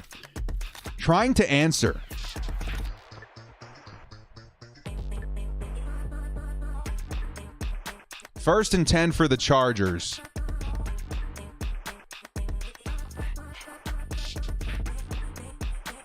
And this is a big drive. 6 minutes left on the clock. I think if we can score quickly, the Chargers can find a way to close this gap before the half. I don't think we're going to tie or surpass them by any means, but we got to close the gap beforehand. Here come the Chargers, and the pass rush is getting there. Justin Herbert's going to take off, and Justin Herbert's going to slide, I think, just short of the first down. No, they're going to give it to him. That's a first down, Justin Herbert on the ground, baby. Let's go. Big plays right there, man. Let's get it. He runs like a... Whatever it takes, man. He's got it done there, dude. First and 10. Justin Herbert in the offense. Herbert under center. Behind him, I think, is Joshua Kelly in the game with Josh Palmer underneath too. Kelly's going to take the pitch. And Kelly on the outside, dude. The Ravens absolutely swarm to the right. That's going to be a loss of 2 yards on that play. Brandon Staley, Chargers. We got to understand what's in front of us, right? The Ravens, one of the best run defenses in the league. The Chargers really struggling. They definitely tried to utilize the left side of that line, the strength of that line, but the Ravens just so good versus the run. We got to figure out a way to get these running backs involved without forcing them to make big plays up at the line of scrimmage, right? They try to do that with the pitch there. I don't know if that's going to work. We got to figure out something, I think, through the air with these running backs. 2nd and 12. Justin Herbert, fake handoff one more time. It's going to be Donald Parham, and Parham's going to make a man miss. Parham, they get a leg. They get a leg of that chicken Parham. It's going to be 3rd and short, or 3rd and 10, right? 3rd and 7. 3rd and 7 for the Chargers. Looks like they're going no huddle. Joshua Kelly's still in there right now. Justin Herbert's going to try and find a way to convert here. We need a first down right now. Here comes the snap. Justin Herbert's looking for a target, and outside is going to be Mike Williams, who does pick up the first down. No, that's Josh Palmer. Josh Palmtrees. Nice play right there, and the Chargers get a first down. Approaching midfield, the Chargers finding a little bit of momentum right now. Josh Palmer, the Joshes out there with Josh Palmer and Kelly. Here comes the Chargers and the Chargers offense trying to make something happen here. Come on, baby. It's time to score. It's time to score. We got to go. We got to go. 1st and 10. Here comes Justin Herbert. Pressure's in his face one more time, and it is intercepted. Dang, dude. Number 32 of the Ravens. Taking a look at the replay here. Yeah, Chargers fans, we are taking our licks today. 1st and 10. It was number 87, Jared Cook. Had a nice route. But honestly, just a really good play by number 32, Elliott. It was nice and high. Big target for Jared Cook. But Elliott just kind of went up there and got it. Big play. Yeah, big play by the Ravens defense. Yikes. 4:33 left in the second quarter. The Chargers, yeah. We need some momentum somewhere, man. That definitely sucked the air out of the building and the chat. This is a tough game. 1st and 10. Here comes the Ravens. Lamar Jackson's looking for a target. He's going to fire it up and intercepted right back. Here come the Chargers. It's Kazir White, and Kazir is returning it himself to inside the 30, and the Chargers are back in business. Oh, interception answered with an interception, and the Chargers getting close to the red zone. Let's go. We needed that so bad. Let's go, baby. Kazir White, we knew he would be a big impact today. Former safety gets the ball right back for the Chargers, and we're in scoring range, baby. Let's do this. What was that? He was trying to hit the in route to Duvernay, and Kazir White was just right there like, hey, bro, what's up? Grabs the interception, returns it for a solid 15, 20 yards, and that's a big play by the Chargers defense. There's that interception we were looking for. The Chargers finding a way to claw their way back into this game. $5 holler from Sunriser. Let's go, baby. Let's go. 1st and 10. In motion, Guyton one more time. Justin Herbert. It's going to be a handoff to, no, it's not. It's going to be a play action. Out deep is Mike Williams, and Williams picks up the first down. He's down inside the 1, but Mike Williams is down too. Mike Williams slow to get up, and there is a flag on top of all that. There is a flag, but 1st and goal for the Chargers. Mike Williams, please get up, number 81. 81's in the chat. Prayers in the chat. We need Mike, dude. We need Mike really bad in this game. Come on, baby. Let's see 81's in the chat, hoping he's okay. Come on, baby. Come on. Juan Castellanos says, no need to worry. A couple years ago, the Ravens trashed the Bolts during the season when a playoff time. Yep. Definitely a playoff preview we're seeing today. Two very, very good teams. No foul, by the way. No flag. We are waiting to see what's going on with Mike Williams. We need him this game. 1st and goal for the Chargers, though. Mike Williams getting up in his own power, walking to the sideline. I'm going to take a look at the replay here, see if we can identify what happened.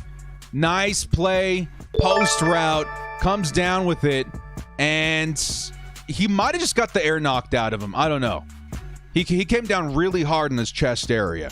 maybe just got the air knocked out of him. Cross your fingers. We need him back. We need him back desperately. Let's go, baby. First and goal, Chargers. Till then, we got those big targets out there. The Chargers coming out in two tight ends. We see Donald Parham. We see Jared Cook. They might be running it here with Josh Kelly, it looks like. In motion is Chicken Parm. First and goal. It is a play action, and tossing it up is Justin Herbert. And inbounds is Jared Cook. Touchdown, Chargers! Let's go, baby. We are fighting back. We are clawing back, and the Bolts are back in action. Let's go. Let's go, number 87. Big play by the big target, number 87. Comes down with it, and that is a touchdown score for the Bolts. Gonna be 7 to 17 pending extra point. Big plays, baby. Big plays. Come on, baby. Let's go. Oh, we needed that so bad, and the Chargers finally generating some momentum of their own. Let's get it, baby. Let's get it. Here comes the extra points. Tristan Vizcaino, and it is no good.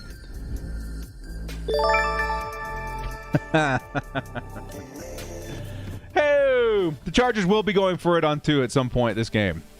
Definitely missing some field goals and some extra points is putting Vizcaino in a bad way with Chargers fans. That's all I'm going to say. That's all I'm going to say, dude.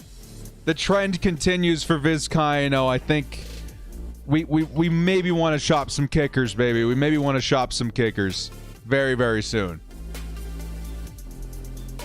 Still a big play. We gotta hold that momentum, man. Still a big play for Justin Herbert and the Jared Cook out there, man. We got the score. We're starting to chip into that lead a little bit. 4 minutes left in this half. I think the Chargers maybe, depending on what the Ravens do. If I'm the Ravens, I'm just running it until the second half when we do get the ball back.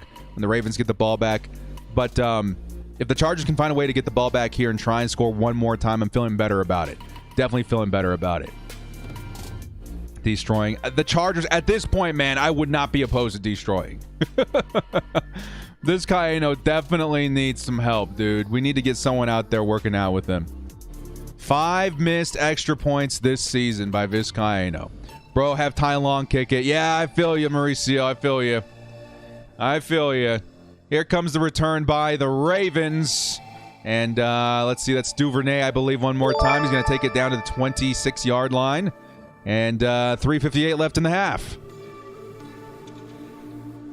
Yeah, if I'm the Chargers the rest of this game, I don't think I put Vizcaino back out there. I think I'm going for 2. I think I'm going 4th and short. Whatever I got to do, we got to put up points in the end zone rather than through the uprights. That's kind of going to be the mantra of the team the rest of this game.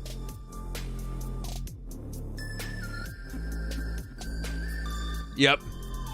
We need some help. We need some help at kicker. The Chargers team is so complete, but they do need to fill some holes if we want to make it far in the playoffs. Here's the first handoff for Le'Veon Bell in this drive, and it's going to be about 5 yards. And a second down, 2nd and 5. Let Ty Long kick it. Yeah, if I'm the Chargers, I'm giving Ty Long some reps in practice at kicker too, just as a backup, man.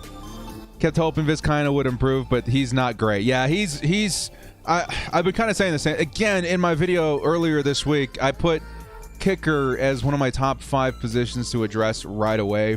And so far, I was really hoping Vizcaino would shape up, right? But so far, it doesn't look like that's going to happen. Here comes the first pass of the drive. It's going to be underneath to number 12. Who is number 12? Is that Bateman? Yes, it is. Rashad Bateman, the rookie, picks up the first down for the Ravens. 3:12 left in the quarter. Kidnap Justin Tucker. Here comes Hugo. Hugo Boss. Leave Vizcaino in Baltimore. Yeah, let Tucker teach him how to kick. That would be nice. That would be crazy. I know Chargers fans really testy with Vizcaino, and I'm hoping the Chargers have something in mind. Trying to address that. We had problems with Badgley. They seem to have gotten worse with Vizcaino. 1st and 10, it's going to be a handoff to, it looks like, Freeman, who picks up 5 or 6 yards. It's a 2nd and 3, actually. 2nd and 3 is what we're looking at. Badgley come back at this point. I honestly wouldn't be opposed to that. He had his issues, but not this many issues. A $2 come in from Juan says signed Aldrich Rosas.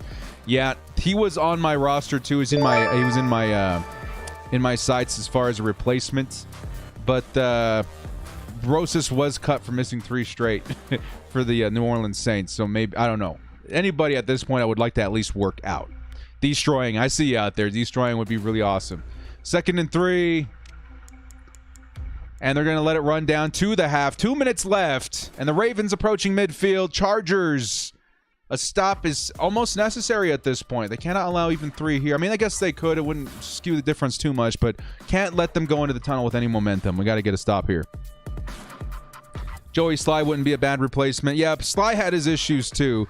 But at this point, I'll say it right after this $5 holiday. It says, let's Aldrich Rosas, Eddie Pinero, Elliott Fry, Jake Fiarity. I know Staley said we should be patient, but these are extra points. I can't. Yeah, the extra point. If it was like, if he was missing 30-yard field goals over and over, I would still be upset. But this is a chip shot, man. We're talking extra points. These should be gimmies. These should be automatic. We're not seeing any of that. So at this point, the new Batman looks so sweet. At this point, definitely bring in some extra. This is what I was going to say. I am the kind of person that likes to try everything out if I can, right? Especially when it comes to looking for a solution. And at this point, what would it really hurt to bring in Joey Sly to work out? Would it really hurt to bring in even Pinheiro, who's very famous for bad field goals? Would it be so bad to bring in, you know, another guy, another couple of guys just to work out and see what they got? Because the Chargers have been exhibiting behavior suggesting that they don't want to use Vizcaino. They go for it. They 2 points, all that kind of stuff. And when we do go for it, 5 times this year we've seen missed extra points. Would it be so bad just to try something? Just try it. Just try it. See what we got. See if we can find a good replacement. Because as much as I want Vizcaino to work, as much as I want to be patient with Vizcaino, I think that time has passed. We are a playoff caliber team. We can't be this insecure about our kicker situation. Let's sign Batman. For sure, for sure.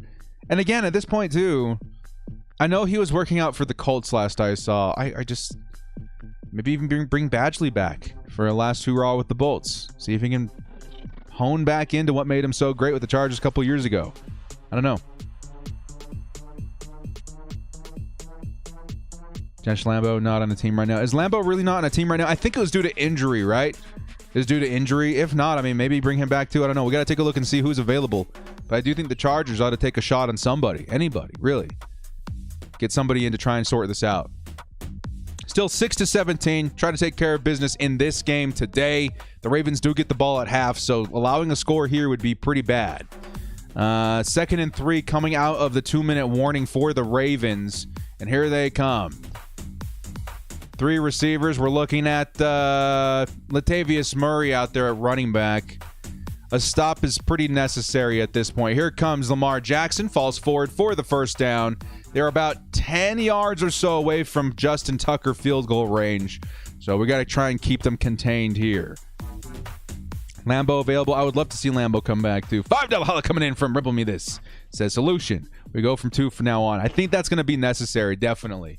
The Chargers, it's better to go for 2 because I think your odds are just as good of converting the 2-point conversion as it is hitting an extra point at this point.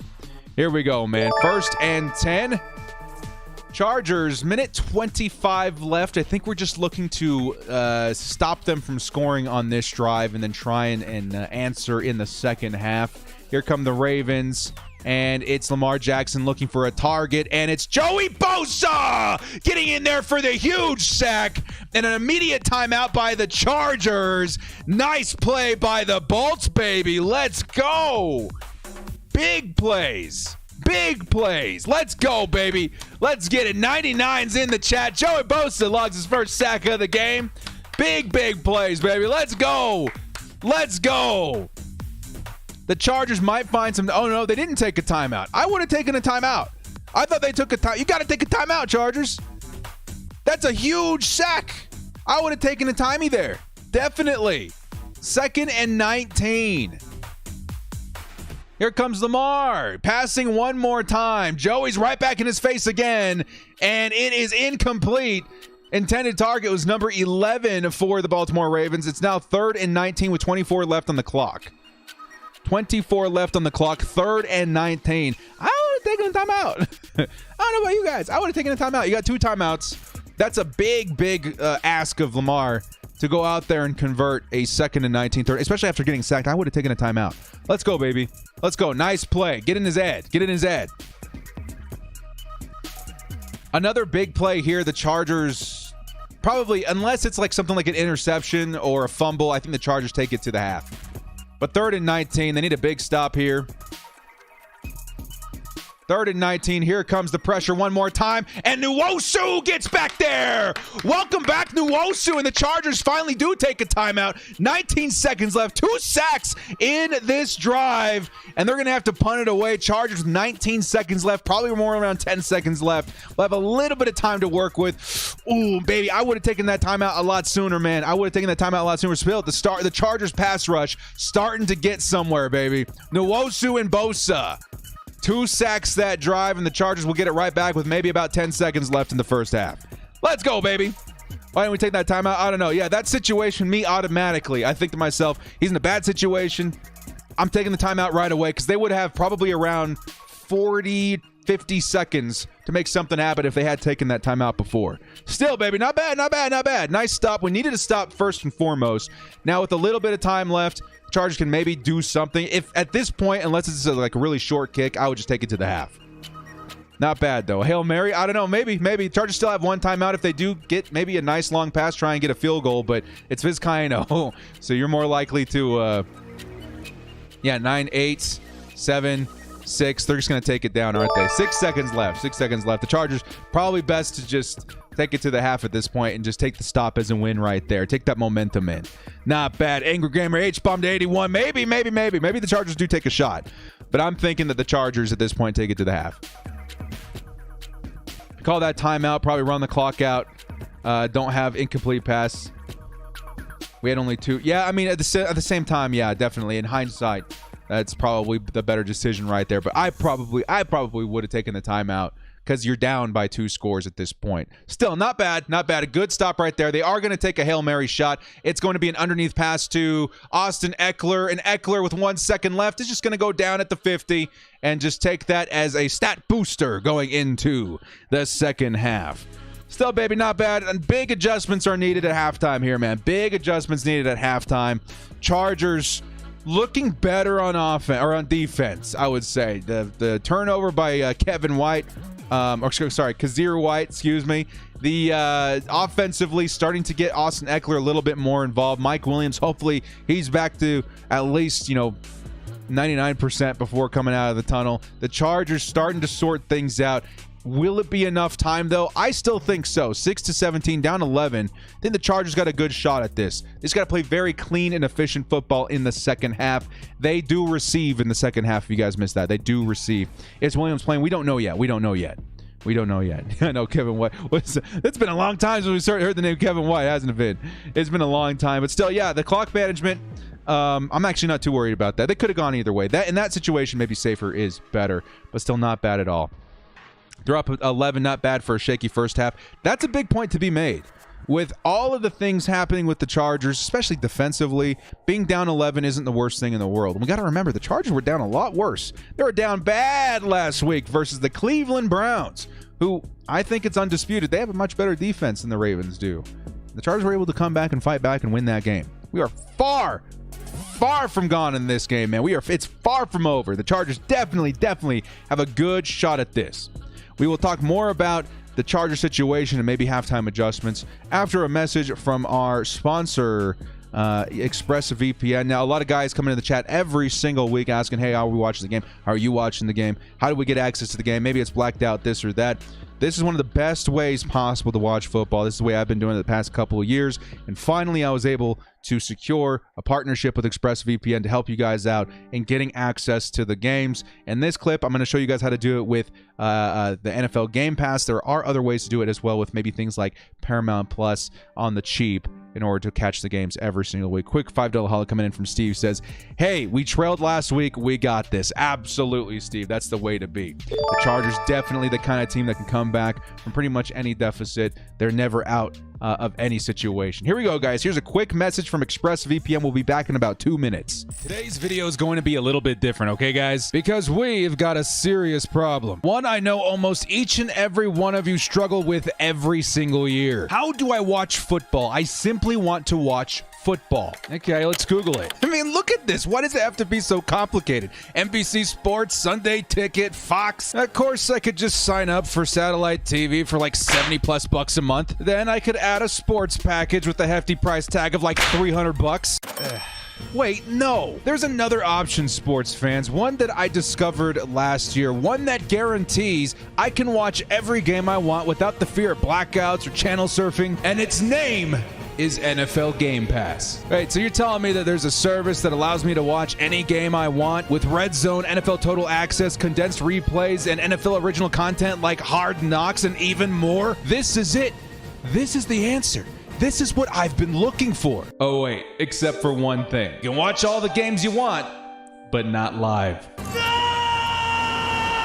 But hang on, let me finish. There's a way around this. Using the NFL Game Pass in combination with this vital tool, a virtual private network, or VPN for short. Okay, I lost some of you guys, I can tell. Just wait. What is a VPN? Well, in layman's terms, it's a legitimate service that allows your internet connection to appear like it's coming from anywhere in the world. You see, certain apps and services are subject to a thing called geo restrictions. By using a VPN, we can bounce our signal from other parts of the world to grant us access to the NFL Game Pass to allow us to watch live games. But director, are we sure this is legit? Quick Google search, completely legal. We did it! Guys, this is the answer. This is what I personally have been using for the last 2 years, and I felt it was finally time to share this method. This is an awesome way to navigate the NFL season, and one that I plan to use for the foreseeable future. And if you're like me and you want the best VPN provider out there, definitely check out ExpressVPN.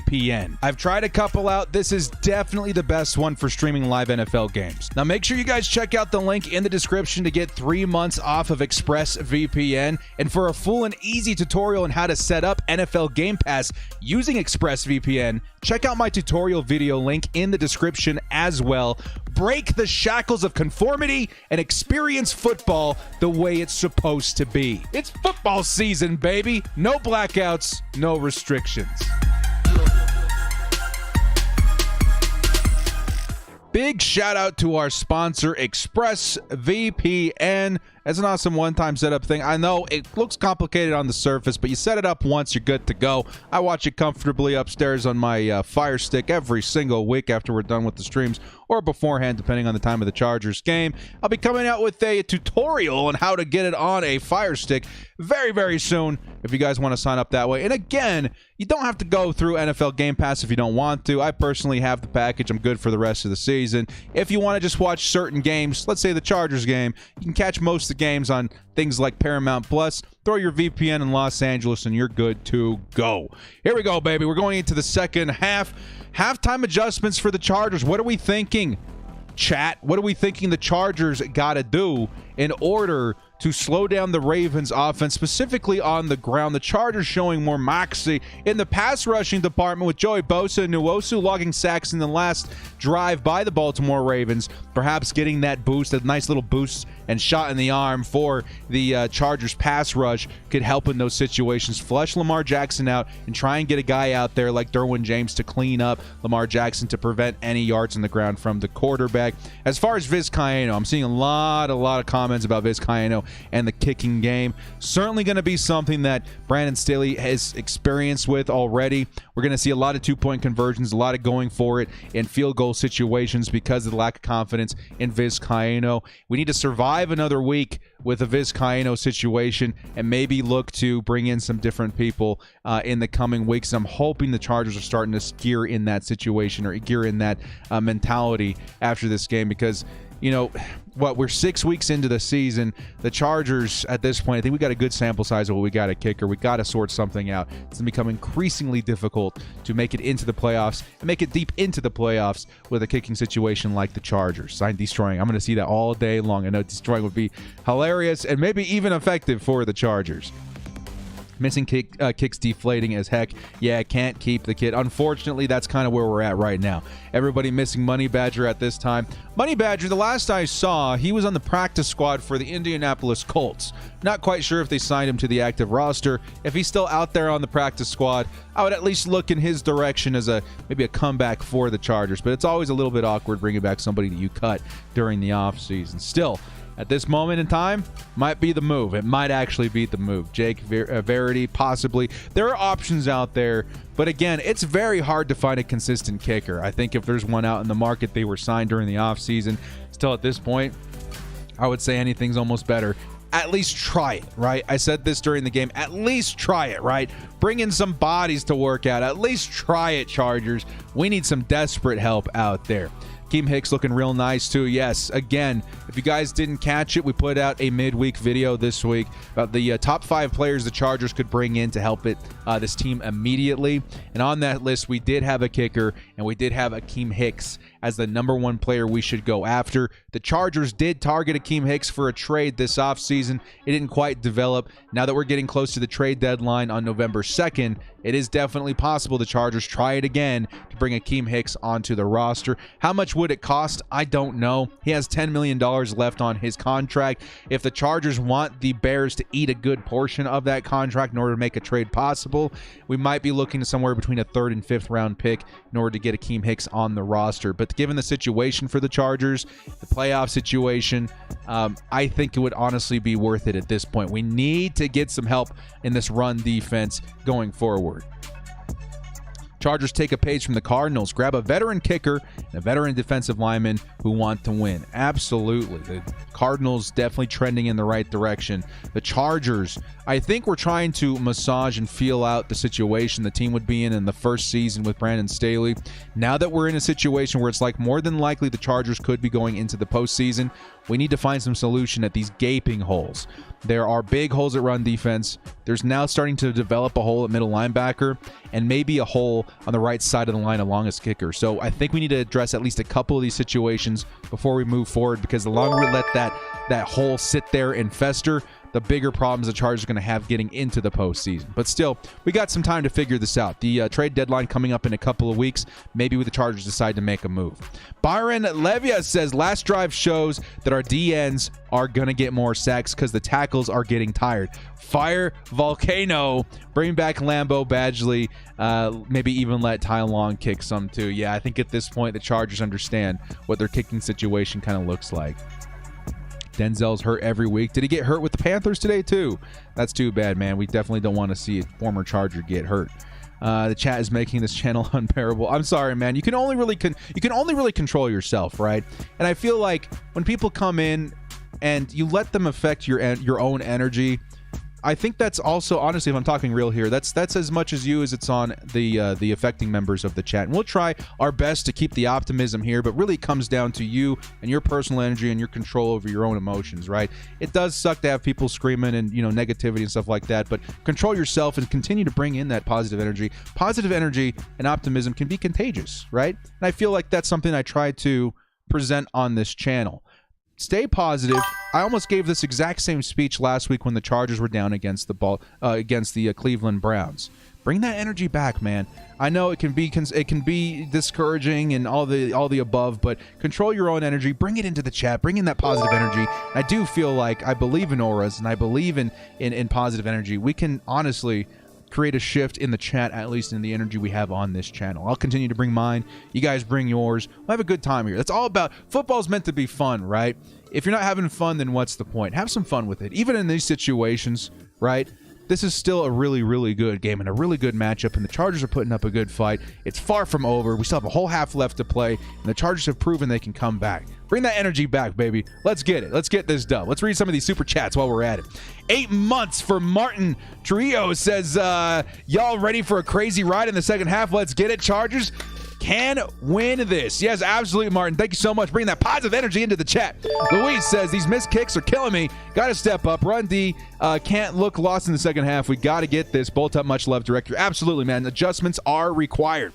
Andrew Miller says, guys, I think we might be a little thin at middle linebacker position. Yes, at this point we are, which is kind of crazy because we're really loaded at the beginning of the season with Kenneth Murray and White and Tranquil, and with the injury starting to stack up a little bit. Maybe the Chargers are looking at that position as well, but we got to remember we will get Tranquil and Murray back at some point this season. But maybe till then we do find a stopgap dude to come in here and help the Chargers with that position as of right now. But we got this, baby. Let's see some lightning bolts in the chat, baby. We still got this, dude. Down 11 points, 2 scores, not the biggest margin in the world.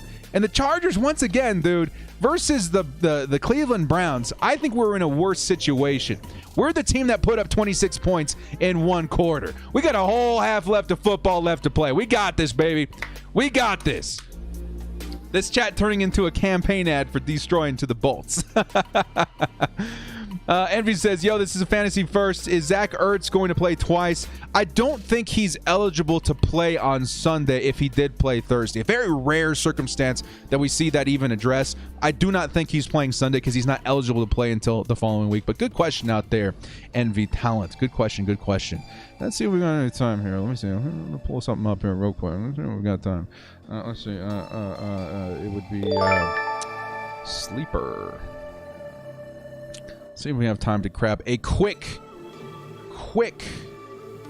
look at the Directors League going in right now. Let's take a look at the league. Actually, yeah, we got it right here, baby. Let's go. The Directors League. How we doing with the in-stream Fantasy Football League? Currently, we are winning versus Trevor. Who else we got in here? Johnny Tron. Let's actually take a look at the league itself. Can we take a look at the standings here? Yeah, here's the standings. Trevor in first, Morthinian in second, Envy in third, Corn in fourth, and then where are we? We're at 6th place down here, and there's the remaining teams right there. The Chargers are now kicking it off and kicking it away we just to need to the get Baltimore into the dance. Ravens. Chargers in the playoffs will get us one step close to getting the Lombardi !! !Bolt up ! !Bolt up ! !Bolt up ! Let's go, baby. Still think we can win. Definitely we can still win this game. Unfortunately for the Chargers in this particular drive, Duvernay did take it for a pretty big return, looking around midfield. But let's see if the Chargers defense can answer here. It looks like Duvernay did step out of bounds pretty early there, though. They were thinking that it was a lot further, but he did step out of bounds a lot earlier than we thought. 1 second here, guys. Let's get the Gamecast right back in there. Perfect. Here come the Ravens. Starting field position at the middle of the field here. Come on, Chargers defense. You got this, man.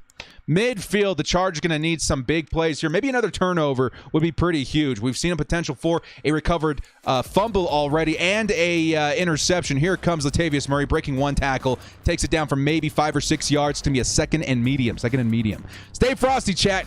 Let's get that energy back. Let's go, baby. Let's go. Here we go. Chargers defense going to have to put up or shut up several times in this game. Give the Chargers offense a chance to catch up. We need to turn this game into a shootout with the Chargers and Justin Herbert. Really give the game to him, man. I think let him decide the fate of this team. Win or lose, this is Justin Herbert's game to win or lose. Let's go, baby. Come on, baby. Let's go.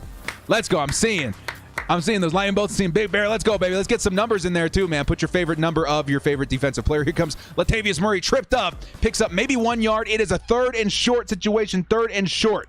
Let's go, baby. Let's go. Update on scores as well. The Washington football team is up 13-10 versus the Kansas City Chiefs. Very cool to see there. We got Indianapolis up over Houston, Cincinnati up over Detroit, and Green Bay up over Chicago, with Minnesota up over Carolina. All within 1 score, by the way. I have to add that. 97, let's get in there for a sack, baby. Come on. 97 is going to be a 3rd and short. Probably a running situation if I am Baltimore at this point. Let's see, we got Duvernay lining up underneath. Duvernay's got a lot of space right there. It's going to be an underneath throw, and it's going to be Rashad Bateman picking up the 1st down for the Ravens. Ravens getting close to field goal range. 1st and 10 for the Ravens. Still not quite there yet, though, man. The Chargers can get a little bit of pushback here.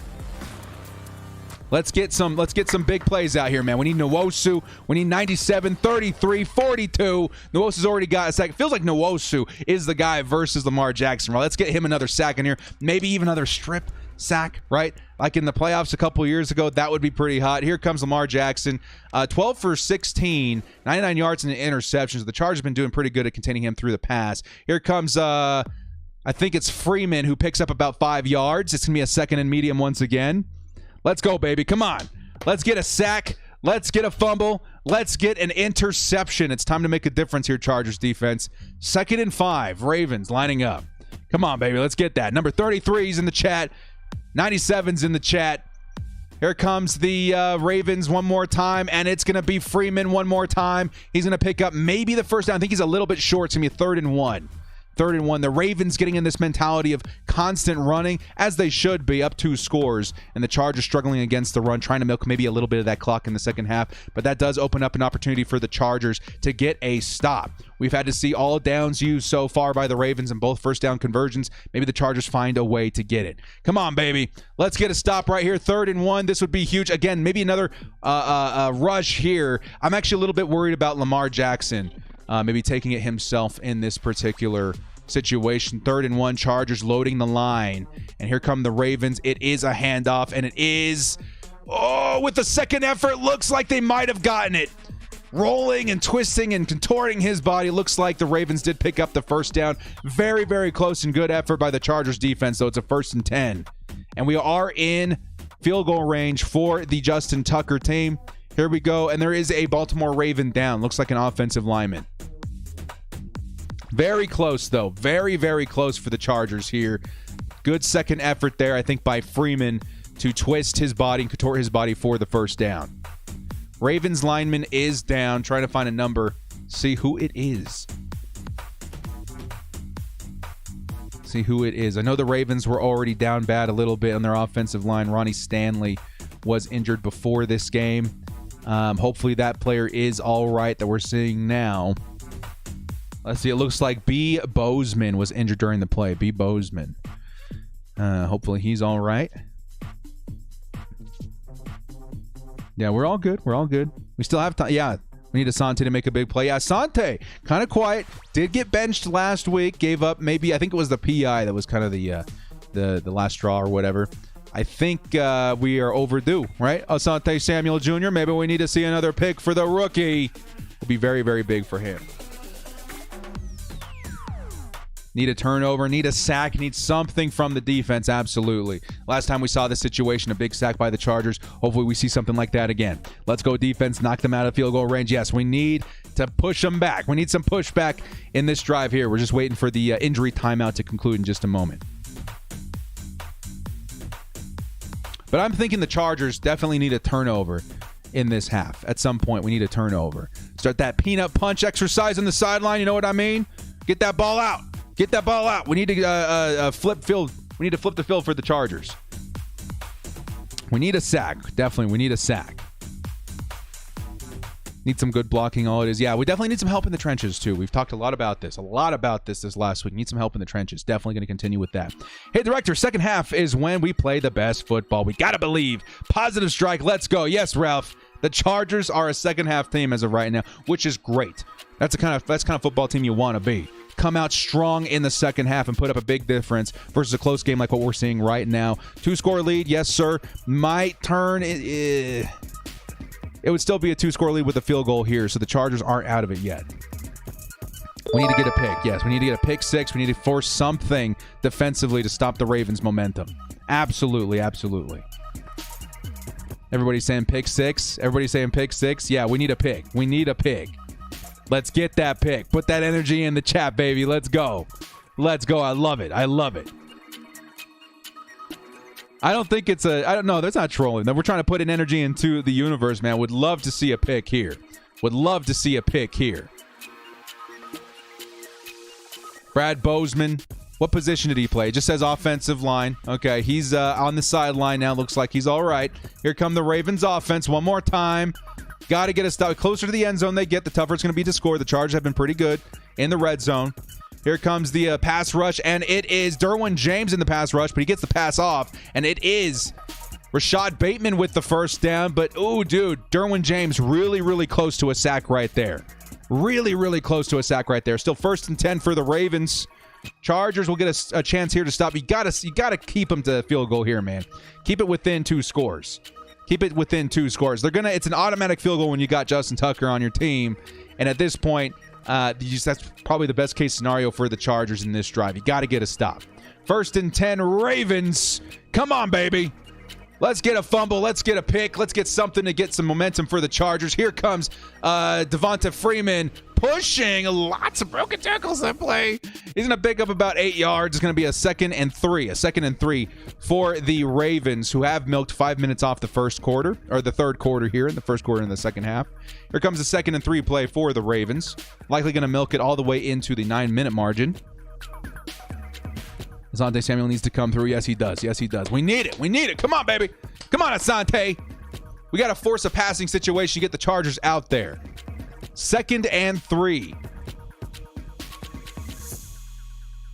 Here come the Ravens. It's going to be another handoff to Freeman, and Freeman is going to get close to a first down. I think it's just short. It's going to be a 3rd and 1 once again. Again, they've had to use all downs to convert. They've been getting that first down every single time, though. We got to force a stop to that. Very close to stopping it last time. If I'm the Ravens, honestly, after what I saw the Chargers do in the last situation like this, I honestly throw a play action in there, try and throw them off and get a touchdown here. So the Chargers got to be a little bit careful with how they approach this down. They got to be a little bit careful. 3rd and 1. Could be Chargers loading the line one more time. Got to stay diligent here. 1st and 1 or 3rd and 1. Lamar motioning his fullback. I think that's Ricard to the right side. It's going to be a quarterback sneak. Finds the lane and gets the first down for the Ravens. That's a different kind of quarterback sneak you're saying from the Ravens. Instead of just falling forward and letting your weight carry you into the first down, he's got to find a hole because of his size. He's definitely a little bit thinner, a little bit smaller at quarterback. Finds a nice little hole in the offensive line. Through the offensive line, grabs the first down. But a good effort by the Chargers trying to get a stop here. Yeah, they are milking the clock, definitely. The clock now under 9 minutes. Definitely need to find a way to get the ball back on offense. They're going to milk maybe half the first drive, or half the third quarter here with this first drive.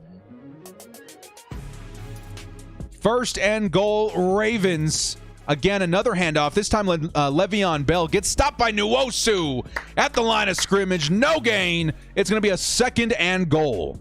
2nd and goal. Nice stop. Nice stop. They're going to milk the clock. Nothing. Well, they can milk the clock all they want, right? They've got the lead. They've got a good running attack. This is what they were built to do. This is in their DNA. But the Chargers, in order to try and conserve that, they need to drive. They need to get a stop here, and then they need to drive and score, right? They need to drive and score. So 2nd and goal. Here come the Ravens. 2nd and goal. Lamar Jackson in motion is Duvernay to the top of the screen, and it's going to be a fake to Le'Veon Bell, and up the middle is Mark Andrews with a touchdown. Ravens. Yep, blown coverage in the middle of the field. Split the cover 2, and that's going to be a touchdown, Ravens. That is a 3-score lead for the Baltimore Ravens. 7:39 left in the third quarter. Big plays, big plays. Yeah, this Ravens team came to play. Definitely, definitely. Still, dudes, with how the Ravens are playing, they are playing to milk the clock. They got themselves into scoring position. Who was back there? Chris Harris Jr. playing closer to the line of scrimmage. You got to do that against a really good running attack. Did leave Mark Andrews wide open, split right between the middle there. But the Chargers, again, they're not out of it yet, dudes. 3 scores, definitely concerning, but at the same time, the Chargers, if they can really hone in offensively, it's not over yet. It is going to take a lot. It really is going to take a lot, but it's not over yet. I'm not concerned yet. I'm concerned, but I'm not giving up yet. I'm not giving up yet. Game was over last week, and we didn't add any players before the deadline. Deadline's not even up yet. The deadline has a couple of weeks left. So the Chargers can learn from this experience as well, but it's not over. 7:39 left in the third. Chargers need to actually start thinking about driving quickly, because we saw how much time they were able, and that was with half the field already, in their favor with a really nice return at kickoff. They can milk half a quarter with their running game. So the Chargers really need to find a way to score quickly. You know what I mean? They got to get Austin Eckler involved in the pass, get in the end zone as soon as possible. So, you guys, yeah, it's not over, dudes. Until we're like, 5 minutes left in the fourth quarter, we're down 3 scores, then yeah, maybe it's over. But we have like a whole quarter and a half left to play. So don't worry about it, man. All the fans in the chat that are like completely given up on it so far, it's fine. You guys can believe what you want to believe, but I think, me personally, it's not over yet. It's not over yet. And even so, the Chargers, this was going to be a big game. We knew this was going to be a very, very hard-fought win if we were going to come in here at Baltimore and grab the dub. So we have a long ways to go, but still, the game not over yet. Coming out, no urgency in the first half. Yeah, I would say the big thing that did start the second half off not great was the big return by Baltimore, and that just kind of allowed them the space to operate with a really nice rushing attack. So, John Souls, $2 hollow says, yes, sir. I don't know what I'm looking at. That's a little chick superhero. We got this, baby. In Herbert, we trust. We still have Justin Herbert, man. If I'm a Ravens fan, 24-6 isn't enough. They're going to want more points to stop Justin Herbert. So we're going to have to get Herbert out there and really let him do his thing. Sling it, man. Rip it up. Rip it up out there. Yeah, we all believe, man. We got to get that H-bomb out there. Got to see if Mike Williams is out and healthy, too. We definitely need to see him make some big plays here in the second half, which is already down to 7:39 in this quarter. So we got to get some big chunk plays. Got to get Austin Eckler involved. Got to get Keenan Allen involved. Maybe even the big tight ends as well. I think a lot of Chargers fans, too, and it's to the fault of nobody, because this has been the historic thing for the Chargers for very many years, right? Close games never really came in our favor, right? Close games, even if it looked like a winnable game, it groomed us into being not pessimistic, but cautiously optimistic, right? To the point of just like, dude, I know it's just the vibe of the team just hasn't been there. And we've really rewritten the narrative over the past couple of weeks. And we got to give them, even if this game ends up being a loss, we've got to give them the benefit of the doubt because of what they've been able to do. Here comes Guyton. A nice return for the Chargers as well. There is a flag, though. Might be coming back. But still a nice play by Guyton on his first return of the game. Probably holding. We'll have to see where that starts the Chargers on this drive. Holding by the receiving team. 10-yard penalty from the start of the foul. We'll have to see where that puts the Chargers. Wally says, if anyone can make a comeback, it's Herbert. Definitely. If anybody can make a comeback, it's Herbert. Special teams is bad. Honestly, yeah, KJ Hill hasn't really been doing it for me. That was a nice first return by Guyton, though. So maybe give him some more reps at returner. We saw a lot of Larry Roundtree, too. Roundtree's really good at choosing his positioning, but at the same time, he doesn't have the best speed in the world. So I didn't hate the decision to put Guyton out there. 1st and 10. Chargers inside their own 10-yard line. Ooh. Here comes the first play. It's Kelly, and Kelly's going to round the corner, pick up a yard, go out of bounds. At least the Chiefs are losing for now. Yes, John Souls. I agree. At least the Chiefs are losing. Now, Brandon Staley and this Chargers offense trying to remain physical. I understand that. But to me, you got to put the game in the hands of Justin Herbert. Get Justin Herbert out there. I think the Chargers also a little bit concerned because of how much pressure there really has been versus Justin Herbert on the right side of that line. Here we go. 2nd and 8. Austin Eckler is now out there. In motion is Keenan Allen. It's going to be a short toss to Mike Williams, who picks up a yard as well. I'll say it. Don't love the play calling in the first couple of decisions right there. The Chargers inside the 10. Definitely a very risky place to throw a big play in there, but still got to write something else up in that situation. 3rd and 7. Big play right here. Justin Herbert looking for the open man. He's got a little bit of time. He's going to toss it in the middle of the field and bat it down by number 56 is going to be the Ravens defense, but there is a flag. 12-man defense. That's why they were trying to get that ball off so quick. 12 men on the field by the defense. That's a first down for the Chargers, is it not? Or a 3rd and short. 12 men on the field by the Ravens. That gives us another shot at it. 3rd and 2. 3rd and 2. 3rd and 2.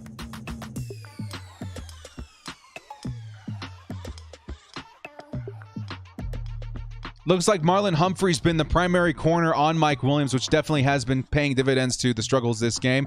Here comes the first play, and it's Austin Eckler. And Eckler, with the second effort, picks up a yard, but not a first down. It's 4th and 1 inside our own 20. What do you guys think we do? Do we go for it? Do we punt it away? I don't know, man. This is too risky. I think you got to punt it. I think you got to punt it. Here comes 4th and 1. 4th and Staley incoming here, man. 4th and Staley incoming here. And he's going for it. The Chargers are going for it. Justin Herbert and the Chargers. Oh, boy. 4th and 1 inside our own 20. This is very risky. The Chargers looking for an open man. And again, had Josh Palmer open, but it was overthrown. It looks like Herbert wanted to hit him deep. And just a miscommunication. That is a turnover on downs. Yeah. Oh, man. Oof. That would have been a first. That would have been a first. Yeah, that's not good, man. That's not good. At this point, 5:55, Ravens likely going to milk the rest of this quarter. Yeah, that's not great. Not our game. It's okay, man. Lombardi. No, Lombardi far from being fired. Are you kidding me? He just needs a talking to after this game. Some of the play calls, yeah, I don't agree with. But still. It's what it is. It's what it is. It's not over. It's definitely not over, but this doesn't put us in a good position at all. I think at that point, 4th and short inside your own 20. I get it, down 3 scores, but still, eesh. Because a field goal here, what does it put us at? 21, so that's still 3 scores. Maybe analytically that does make sense, but not great. Justin's rattled probably a little bit. It's a big order. It's a tall order for the Chargers here. Here comes the first play. It's a run. It's Joey Bosa with a big stop there. What is that? -3 yards for the Chargers defense. Nice play. Nice play. Yeah, and we still got a whole quarter. It's just, yeah, that decision there. I'll call it. Yeah, I'll call that out a little bit. The play calling in that last drive wasn't my favorite. Definitely not my favorite. You got to put it in Justin Herbert's hands. He is a little bit rattled, but that's all part of the algorithm here, right? You want to give Justin Herbert some confidence. And the plays I'm seeing right now, more focused on the playmaking of your receivers, and it's not even giving your receivers that good of a chance, right? Here comes the 2nd and 13, big bomb, and it's too far for the tight end Mark Andrews. It'll be a 3rd and 13. $5 holla coming in from SB559. He says, we moved the ball the first drive of the game, then went back to this ultra-conservative offense. Yeah, definitely need to become a little more bold. You're not going to win this game with conservative play. You got to get aggressive. But also, my favorite thing that Brandon Staley's ever said is aggressive but not reckless. That last 4th down felt a little bit excessive with the positioning that we were on the field, especially with the play call. You want to go somewhere quick, somewhere where you're hoping a Keenan Allen can get open. Josh Palmer, that could have been a first down. I don't think that was a terrible play call, but a miscommunication at the line definitely cost him there. Another big play by Lamar, and in and out of the hands of Brown is incomplete. Here comes Justin Tucker in the field goal unit. Nice stop by the Chargers defense, but 27-6. Tall order for the Chargers. 5 minutes left in the third. They have to cut into that lead immediately. Here comes here comes the field goal. It is good. 27-6. It's going to be a long quarter and a half for the Chargers. It is not over, but the cards are stacked. The cards are stacked.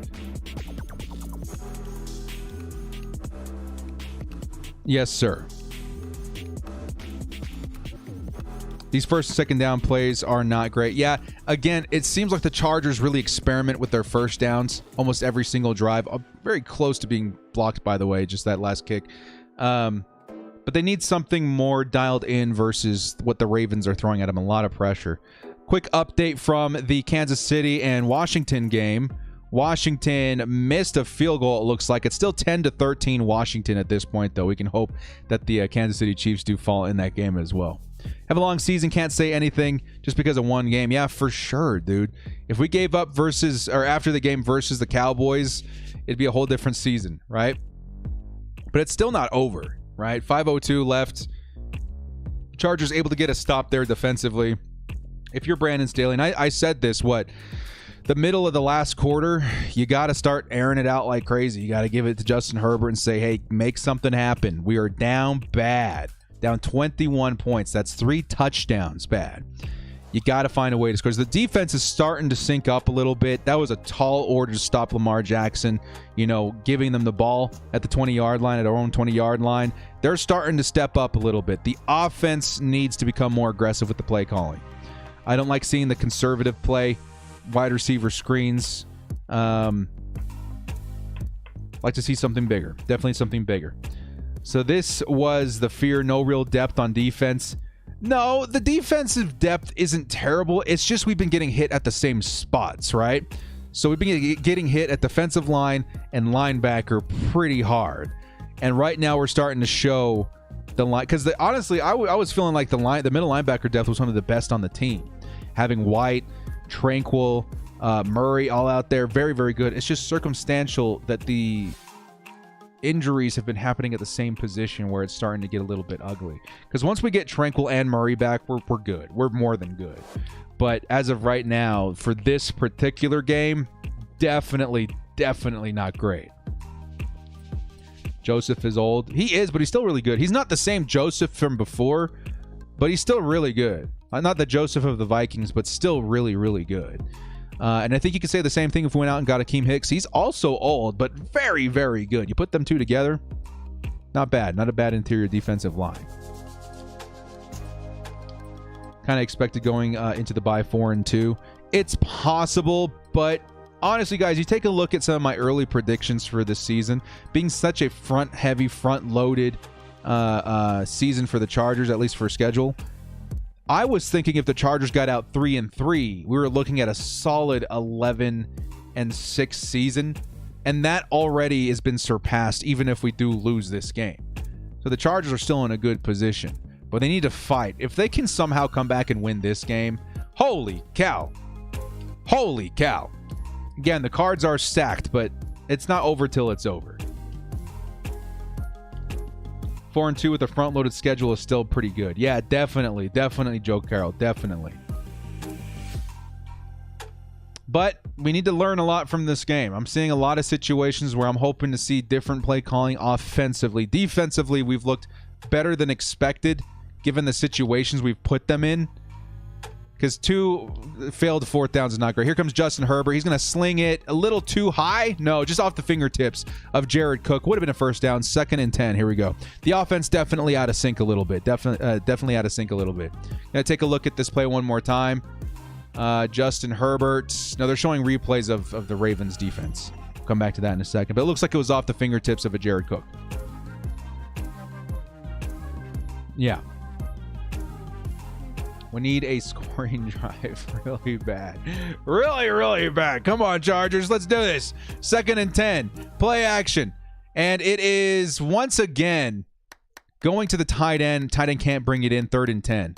Got to take a look at the positioning of this ball. It looks like he was reaching for it, so maybe a little bit thrown too far in front of him. But, yo, lots of yards in front of the receivers, both plays.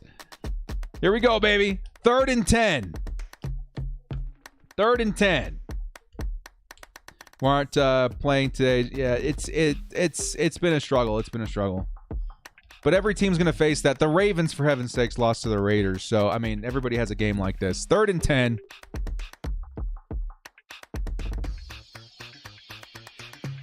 Justin Herbert takes a snap, looking, fires it off, middle of the field, and once again, lots of traffic.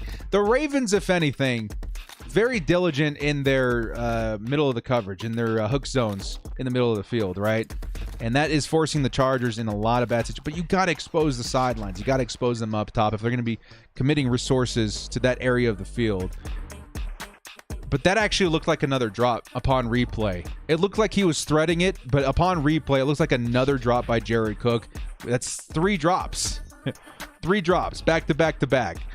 Oh, boy. Not great. Yeah, not good. Chargers going to have to punt it away one more time. Returning from the 20 is number 13, Duvernay. And Duvernay's going to take it to the sideline, pick up maybe 10 yards there. And the Chargers defense will start, looks like, at the 35-yard line for the Ravens. Yeah. At this point, You got to hope for a turnover, man. You got to hope that the Ravens make a mistake. You got to hope for something because the Chargers defense, they're going to need help as far as field position. 3 attempts to the tight ends, which should be more sure-handed than they are, definitely partially their fault in dropping those balls, but at the same time, the last play I will say was a threaded play, which would be difficult to come down with anyway. Kind of watching off the LT jersey. Move your head, director. Yeah, 3 and out. Yeah, we need a 3 and out now. Yeah, we do. Come on, let's be realistic. We're going to lose this game. Well, why are you watching then? You're going to just have fun with it. You know what I mean? Like, we might lose this game, but we can still learn something from it. And we need to find a way to adjust in the next game. What is it? Week 6 now. So week 7 is our bye week, correct? So then we're coming back at it with the New England Patriots, of which this will be the portion of the schedule that does soften up a little bit, right? So coming out 4-2 wouldn't be the worst thing in the world.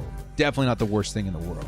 Yeah, the bye week, definitely the Chargers got some stuff to figure out. Some time to figure some stuff out, too. That's also a big part of this, too. They got some time to figure this out. They need to go looking at kickers. Trade deadline coming up. Maybe Akeem Hicks. With the trade, too, it's different because you want to make that happen sooner or later. If you're thinking about it, jump on it. Because that player is going to need time to become acclimated to the scheme, the team, the city, and everything, all the above. So if they are thinking about Akeem Hicks, I would hope they bring him in immediately so that he's got that bye week to get familiar. His first game won't be super unfamiliar, you know what I mean? If they're going to make it happen, do it quick.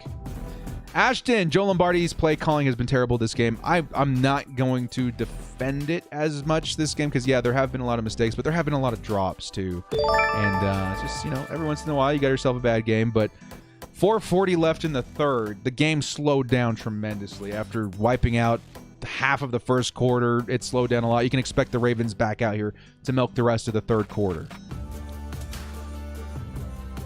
Yeah, you win some, you lose some. It's all right. Again, 4-2 is not bad. Not bad, but the Chargers have a lot to sort out and learn from this game if we don't end up grabbing the win. Yeah. But still, there's stuff that we can do now because these drives in a game where you're not likely to win, it's not over, but you're not likely to win, are some of the most important. You want to figure out how to stop Lamar. You want to start showing signs of having to slow down and stop Lamar. As the first play is going to be a run by Murray, picks up 5. Because you need those reps. You need those snaps. You need that exposure from this team if you're going to face them in the playoffs. Because the Ravens are certainly playoff contenders. You want to learn as much as possible as you can while you're in their face and in their stadium for when you meet again, potentially. And this is a big one for the Chargers, definitely. Even if it's not over, or even if we don't win, we got to learn as much as we can in facing Lamar Jackson in this game. Dron Clampett says we can superglue our receivers to find a way to drop the ball. Yeah, it's not been great for the receivers in that aspect there. Lamar is going to pump fake and hit Bateman for a first down, maybe about 9 yards there. Ravens played their normal game and we played terrible. The results is last simple. Yeah, I mean, you can break it down. We'll definitely have to break it down tomorrow during the post-game report. But a lot of it comes down to, I think, execution and play calling, right? And this was a tough game. Every single one of us is like, what are we doing? Why don't we do this or that? It's tough. It's exceptionally tough to scheme against Lamar Jackson. Simple enough. The Raiders were able to figure it out this season. That's it.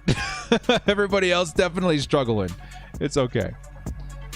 Gabe, yeah, no, we're not a bad football team. I can't get behind that comment. We're not a bad football team. 4-2 doesn't happen by accident versus the Washington football team who is currently beating Kansas City, versus Kansas City, versus the Raiders, versus the Browns. We're a good football team. We're a really good football team. We just had a bad game. That's all good. That happens to everybody. 4-2 heading to the bye is not bad, definitely. It's a game better than my best case scenario over the offseason. And again, we'll go over the remainder schedule for this game too, or for this season too, so you guys can see where the Chargers are headed with a 4-2 record if we lose this one. Here comes the Ravens, and it's another first down by Latavius Murray. What are you talking about? We lost this already. Yeah, I mean, we're not dumb, but it's technically not over, too. Like, technically, 2:44 left in the third. There's a lot of football left to play. And you got to take what you got in front of you rather than hoping for, like, a miracle, I suppose. And then there, down goes Latavius Murray, by the way. Latavius Murray slow to get up. Again, the best thing the Chargers can do in this game, again, don't give up. Try to win. But at the same time, you got to learn as much as you can because Lamar Jackson is not an easy quarterback to scheme against for sure. 4 yards in 1 quarter. Yeah, that shows a lot of preparation by the Ravens too. Turnover time. Yeah, turnover would be really, really, really, really big. But you're still down by 3. You're still down by 3 scores, and that's definitely a pretty tall order for any team versus this honestly superstar offense. It's gonna their stats are gonna get inflated too after this game on the run. I would say they were 3rd or 4th best in the league on the ground. After this game, it should probably improve as well. And we got reinforcements coming. This bye week's coming at a good time. Because we need our linebackers back. That's probably the biggest detriment of this team this week. We don't have linebackers. Kazir White is in there, and he's been doing excellent. But you can't just ask the world of him, right? After the bye week, optimistically, I think Kenneth Murray would be eligible to come back. And Drew Tranquil was hopeful to come back, so hopefully he does make a return. Here comes a play, deep middle of the field, and it's a big pass to Marquise Brown. Nice cleanup tackle by Derwin. That could have been a touchdown. Still big play by the Ravens. They're inside the 30, close to the red zone. I'm taking a look at the replay here. Brown, yep, but not butt naked, but who was in coverage? That's Campbell. Just couldn't keep up. Brown very, very fast. It's going to be a 1st and 10 around the 20-yard line here. Kareem Lane says, keep the energy up. Even if this one doesn't end up on our side this week, we can learn a lot. The season doesn't end after week 6. Yeah. Even if it did end after week 6, we would be in a really good situation, even with this loss. So it's not a big deal. Here comes the Le'Veon Bell run. It goes for nothing. 2nd and 10. Absolutely embarrassing. You'll be hearing from my father. It happens. It happens. This is the real world, right? Like, you have down days, and we have to keep faith and positivity and honestly support for the team, especially in situations like this. If football teams, if fans only rooted for teams when they were winning, half the world would only be, Patriots fans getting a reality check this season. This is when the Chargers and the team and the coaching staff need the most support, right? They've shown that they're an elite squad, an elite coaching staff, and they just got to sort something out after, because Lamar Jackson, definitely the biggest test here. Fumble! No, not a fumble. Looked like a fumble. Nice pass rush there by Covington in combination with Jerry Tillery. Let's go. Doran out there carrying the D on his back. Yeah. No, I mean, the defensive line's not been doing too bad versus the pass. Versus the run, not great. Versus the pass, they've been doing all right. Not bad, not bad. We're Chargers fans. We've been through 15 years with only a few good workers. Yeah, we saw a lot of bandwagoners come in the past couple of weeks, right? And, honestly, this is the test. This is the test of being a fan, especially the Chargers. Like, I've been a fan since I was, 15, 16 years old, right? And it's been a long, long journey. So it could definitely, we've seen the worst of it. This is certainly not the worst case scenario. Ethan says, win or lose, we still have a whole ton of game to play. This is our year. Chargers fans, bolt up. Appreciate you as always, Director. Hey, thank you so much, Ethan. I appreciate you being here too, man. Yeah, a lot of football left to play, even in this game too. Honestly, at this point, like I've been saying about the coaching staff and the Chargers, what their objective should be this game, I'm honestly just trying to see how you attack Lamar, right? Like, we've seen, we've kept up with Lamar this season and watching what he's doing, but it's different when you actually play him and see how your strengths and weaknesses match up against his, because I have a feeling this isn't the last we've seen of Lamar Jackson as far as the Chargers, right? It's just his mobility. And maybe this game would be different if we did have Latavius or Kenneth Murray and Drew Tranquil. It definitely would be better. This was the game that we absolutely needed them. Been a fan 26 years. You've seen it all there, Lewis. You've seen it all. So definitely this is part of the experience. Win and lose, win and lose. Every team, besides what the Cardinals has lost this season. Don't lose faith. Joey Bosa almost got in there. Nice play, but buys a little bit more time. His offensive line does. That's a first down to Mark Andrews inside the 10. I blame the coach. Maybe the coaches do share some of the blame. I think everybody shares a little bit of the blame in any loss. But this is a competitive season for the Chargers, so you can't like point fingers and be like, this is your fault. You need to be punished. It's more of a learning experience, right? Everything needs to be a learning experience when you're in this phase or in this situation for the Chargers. So Joe needs to go home and write down some of the things that he saw in this game and figure out how to attack again next time. Same thing with Brandon Staley. Same thing with Rolando and all those guys. Got to figure out a way. Sick of seeing the tight end open all the time. Yeah, that's the guy, man. I mean, he's a really good tight end in his defense. Mark Andrews is a really good tight end in the NFL. Why can't the secondary Mark Andrews? Well, Mark Andrews, if he's not being covered by Derwin, or let's say one of the, maybe Mike Davis, who's somebody I would consider putting on him, it'll be a linebacker, and that might be Kaiser White, but you're very short-handed, so it could be somebody else too, which the Chargers are definitely down on right now. What has Vizcaino learned? He's learned that he's probably going to get a phone call. He's learned that we're probably going to see some more kickers come into a workout room in the next couple of weeks. Bigger than football. Yeah. We got this. I think short-sightedness in a season can make for a very unfun experience, because you can be like on top of the world one week and then just completely against the thing that you love this next week, right? You got to have a broader perspective, a broader, point of view, a big picture look at the whole season. And this is far from a bad situation for the Chargers. I mean, imagine the games that we should have lost, if we ended up losing those, let's say versus the Chiefs, the Browns, I think we could have definitely kept the win against the Raiders. Imagine if right now we were 3-2, right? Or sorry, 2-3. If we were 2-3 right now, it'd be a different perspective from the Chargers fandom. So the fact that we're 4-1 carries more of a wide picture, big picture look for the rest of the season. So it's bad, but it could be a lot worse. And honestly, when you really take a big picture look at it, we're in a good way. We're in a good way going into the bye week. Yeah, the offense, I feel like, is something I'm going to address a lot in the post-game report this week, because the offense certainly didn't keep up. Because, I mean, the defense, 27 points looks bad, but we got to remember we were giving them the ball at our own 20. We were giving them the ball at midfield. They got a big return again once at midfield. So we've seen it should be a lot worse than it is defensively. They should be over 30 points by now. I think well over. So the defense has done their job in a lot of situations, except for the run. The offense is really what kind of killed the game today. It's going to be a flip to the running back, and I think that's a touchdown, Devonta Freeman. Yep. Devonta Freeman touchdown, Ravens 33-6.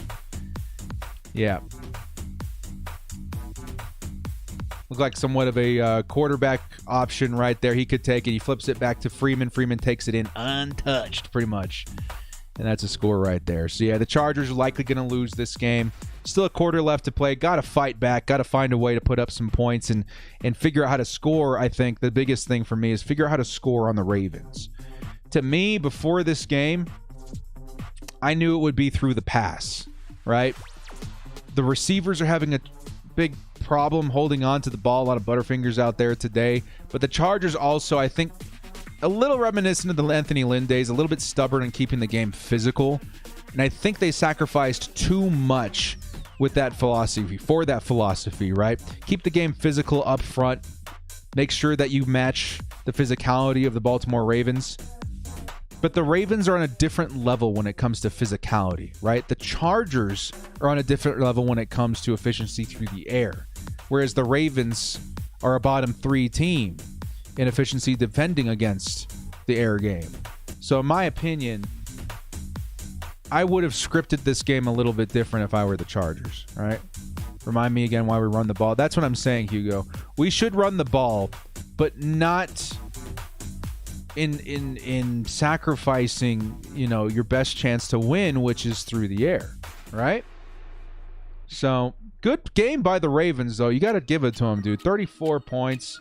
The Chargers have been putting up a ton of points throughout the last couple of weeks, and we paid a lot of respect in the preview videos and everything like that to Lamar Jackson, to the Ravens team, to the Ravens organization. This is a really, really good team. So we're seeing a really, really good team execute. We're seeing a really, really good team play a clean football game, very few penalties and stuff like that. This is the result of that. So honestly, good game by the Ravens. You're a good team. You're probably going to the postseason. Hopefully we see you guys there. The Chargers really did need to see this game. I don't think in the sense of like, oh, they needed to face a playoff caliber team to get a reality check or anything like that, because we've beaten the Chiefs. We've beaten the Browns, which they're going to face, and it's going to be a big game for them as well. We've beaten the Raiders. We've beaten the Washington football team. We've done a really good job this season. But Lamar Jackson is the guy I was most worried about, as I said in my videos before, because of the unpredictability he's got. Justin Herbert, 2 Jared Cook, 5 yards. Got to figure out a way to score on the Ravens. That's the name of the game now for the rest of the game for me.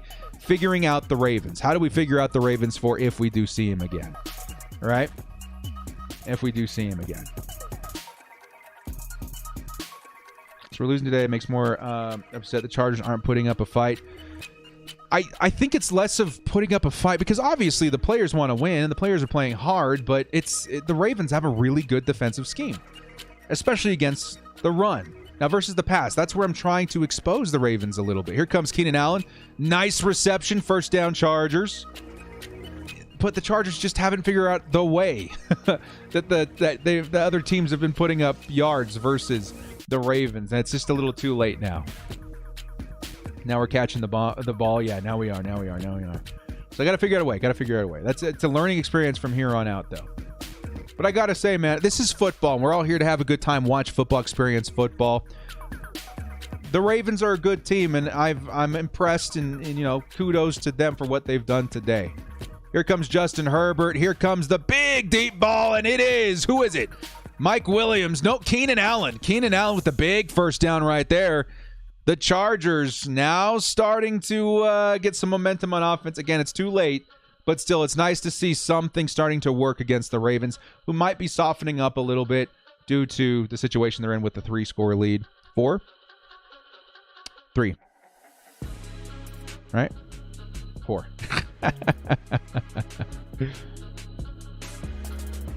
Yeah. Y'all aren't real if you don't think you're going to reality check forward to with an easy second half schedule. I understand the statement, but it's not the worst thing in the world. It really isn't. They're challenging the completed catch thing out here, so we're waiting to get a ruling on that. We got this. Need the energy director. Yeah, and again, like, if we were down to 2.5 scores, then I would say, yeah, let's go out there and win the game. Right now, it's more about learning what you can about the Ravens, because we're more than likely going to see them again if we make it into the postseason, because I'm pretty certain that they're going to make it into the postseason. They're a very good football team, even with all the injuries they've had. Good on them, man. Holy cow. They lost, what was his name at the beginning of the season? Like all the running backs. Gus, the boss, all those guys. And yet they've still had a very efficient running attack, I think mainly behind Lamar Jackson. Good for them, man. They figured it out. And I would say their biggest X factor, again, like we were saying before the game, is Lamar Jackson. They're doing pretty good. Soda Man, $1 holla. Thank you so much, man. Get Hicks on the phone ASAP. If anything, a big boost that this game could offer for the Chargers is, hey, man, we have got to get some bodies in the building. Get me a Kim Hicks on the phone. Get me any kicker available on the phone. Bring back Money Badge. Give us Joey Sly, anything. We got to make some changes around here. It's just honestly so difficult to win football games without a kicker too. So it could be. Why didn't they throw it as often during the first half? Again, when I was listening to Brandon Staley's pressers, it seemed like he wanted to meet the physicality of the Baltimore Ravens, which, just given the way they run their team, given the way that they've been groomed and coached for very many years, this Ravens team has been, since the Ray Lewis days, very, very physical football team. I don't think we were ever going to match it, but I feel like Brandon Staley really wanted to give it a solid try. And I think we may have leaned too far into that philosophy this week, and that's probably what cost us the game, at least on the surface from here. Steven Estrada says, go Chargers, $5 holla. Thank you so much, Steven. Yes, thank you. Keeping the faith out here, even given a pretty honestly bad beatdown. The Chargers and its fans need to stay optimistic going into the season. Can't believe they didn't show up today. I think they were out schemed today, but we'll learn from this. Absolutely, Slad. We will learn from this. Absolutely. And this is embarrassing. No, what's there to be embarrassed about, man? I get it. Like, embarrassing losses, you're trying to punish the players for a poor performance. I get that statement, but there's a lot more in play than just, the players blew butt today, the players dropped it, the players this and that. There's a lot more that comes into factor. And I would think a lot of it is also due to just how good of a football team Baltimore is, right? Gotta give credit where credit's due. And it's okay. It's all right. We'll bounce back. All right, here comes a short run. I think that is Kelly. Yeah, it's Kelly for a short gain. 2nd and 7, Chargers on the Baltimore 45. It's embarrassing. Nah, don't be embarrassed, guys. Dudes, you got to have more confidence. Not just as not just in the in the team especially, but as a fan, right? Like, after this game, that sucks. I got Ravens fan friends and stuff that I'll be talking to, but like, dude, my confidence as a Chargers fan has never been so high. Here comes Justin Herbert, slings it middle of the field, incomplete. Intended target was Josh Palmer. $5 holla from Juan Castellanos says, keep your heads up.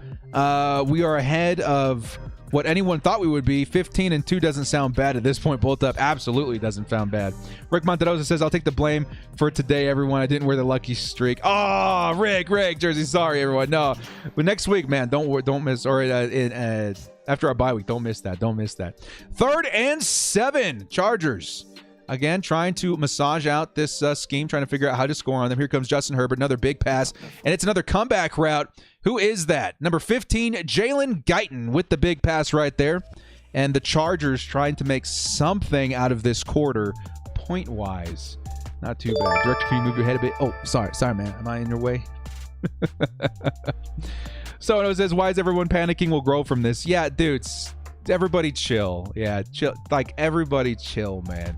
If we were going into the bye week, in my opinion, like what my best case scenario was 3-3, I would still be very excited for this team. 4-2 is already really good, especially with the schedule we have coming up in a minute.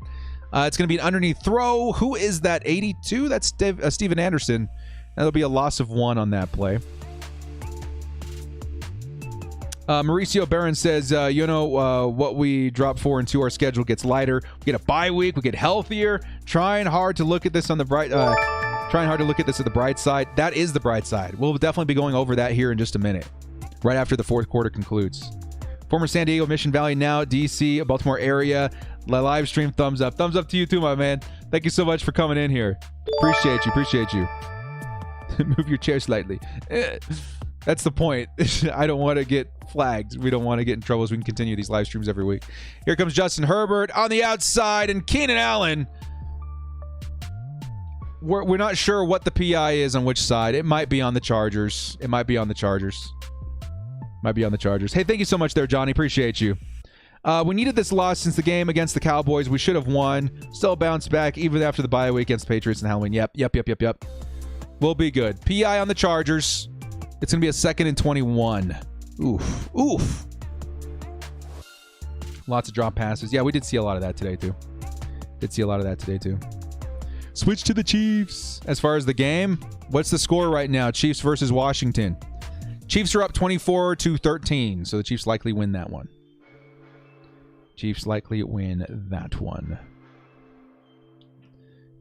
Good penalty by Allen. Saved Herbert another pick. Probably, yeah. I love taking a second look at stuff like that. Herbert's looking for time. Going to check down to Chicken Parm. And Chicken Parm looks like he was tackled a little awkwardly. Chicken Parm down. The tackle was, it looked like he twisted his leg. No, that's the last thing we need this game, man. Don't tell me that. We can't rack up any injuries now on this one. It's not worth it. Yeah, hopefully. Come back humbled. I think we're pretty humbled. I think you're talking to a team that's been getting smacked around pretty good for a long time.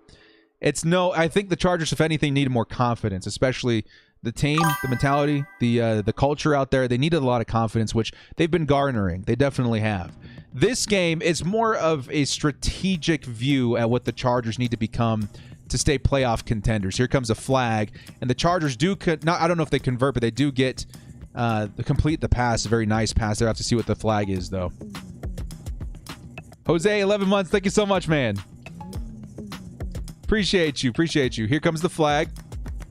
We'll see who it's on. It might be holding. There was a lot of pressure coming in from the Chargers. A lot of pressure.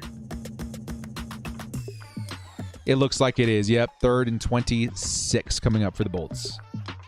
Ravens fans, so happy. But this is not it for y'all. You guys are still in this. After this game, yeah, we're going to lose this game, but I think the Chargers, especially schedule-wise, will be good. Hey, thank you so much for chiming in here, man.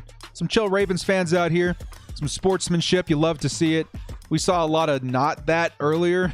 And that's crazy. I actually didn't even talk about that. We've been paying a lot of dividends to the Ravens and their team, and a lot of not-so-polite Ravens fans coming in and out of here. But thank you. I do recognize that, General C, and appreciate the good sportsmanship.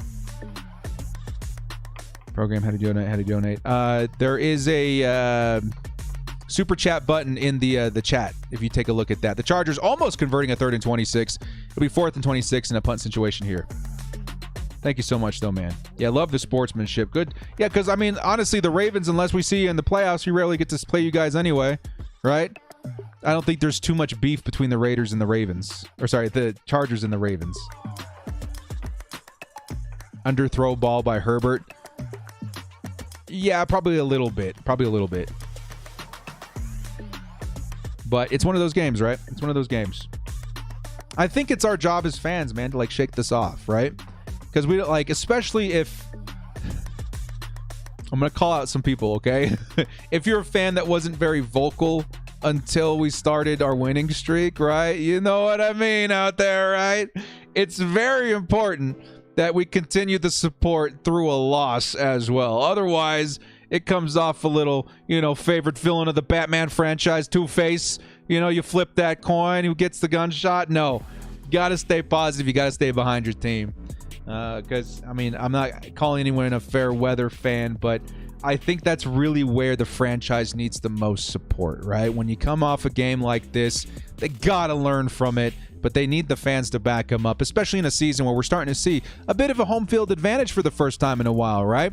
That energy is contagious, man. One optimistic Chargers fan coming from this stream or a podcast or a Chargers Twitter account, one optimistic fan could be the difference between a fan going to a game or not going to a game. That excitement is contagious.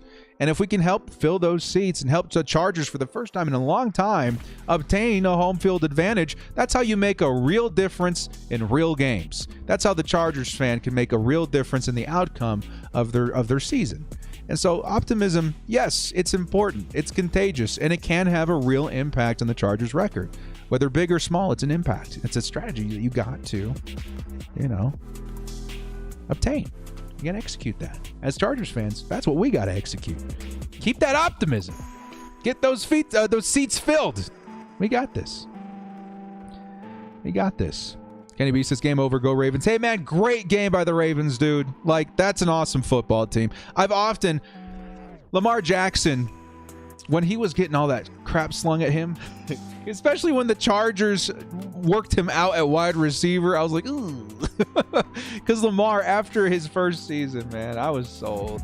Like, it felt like the Michael Vick reincarnated back into the NFL. Like, he was the man, even past Patrick Mahomes. I feel like the Chargers have kind of a beat on Patrick Mahomes, right? As far as AFC West rivals. Lamar was the one I was most worried about because mobile quarterbacks are tough for any team, especially the Chargers, given what we have, especially injuries. Lamar's the best of the best in the league when it comes to mobility. Maybe you can argue a little bit of Kyler Murray, a little bit too, but nah, it's Lamar. This was the matchup that definitely freaked me out the most, and for good reason. But still, very fun game to watch, I think, if you're a Ravens fan.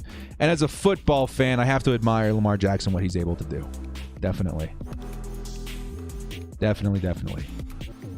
Steve Smith, hey, thank you so much, man. Ravens are not an awesome football team. Lamar is a weapon, but not because he's a good quarterback. I know you're a Chargers fan, and I see you in here all the time, and I love you, man. But I think Lamar's a great football player. And I think he's underrated maybe as a quarterback, but what he does in winning games, that's all that really matters is your record and going to the Super Bowl and stuff. And I think he's capable of doing that. So respectfully disagree, but I do understand Chargers fans may be a little tender today, maybe with the loss. And it's okay. It's all right. Be mad today, bolt up tomorrow. But also respect where respect is due. This is a good Ravens team. Gabriel says, I love my Bolts, and it's ridiculous to expect us to win every game. That's also true. Just want to make it competitive. On to the next. 4-2 isn't bad anyway. Absolutely, Gabriel. Great way to look at it, man. We're going to go over in a minute, too, as we're winding down this game, why the Chargers are still in a good way. We're still in a good way. Y. Newman says, yo, Director, firstly, we need to make defensive tackle trades. Secondly, we should sign destroying. I'm honestly on the destroying bandwagon. I've not taken it seriously at all. Not even going to joke with you guys. Like, destroying to the Chargers or to the NFL, have not really even thought to do it. Like, seriously. I haven't given it any serious thought. Given the Charger situation now, I'm going to look into it. $5 holla coming in from Leo Ramos says, bye week coming. A loss here is probably good for the Chargers. They go into the bye to regroup, heal up. Lessons will be learned. They absolutely will. Ripami says, playing like zombies. Ravens are who we thought they were. Let's build off the loss comeback versus the Patriots. Absolutely. Guys, this is the energy I want to see. Boom! That's the warrior spirit, dudes. Proud of you guys. Everybody coming in here with a positive attitude. Very proud of you guys. That is the warrior spirit. Take your lickings, man. You know, if we all gave up after the first swing, after the first, nick on the chin, none of us would go anywhere. None of us would learn anything. We would stay in the same safe, pessimistic, unsure shell of a person. Like, you want to grow as a human being. These experiences, you only get better from experiences like this. The Chargers maybe needed it. And we are lucky enough that we're experiencing this in a time where the Chargers are actually in a good way momentum-wise, in a good record momentum-wise too. So I don't know, man.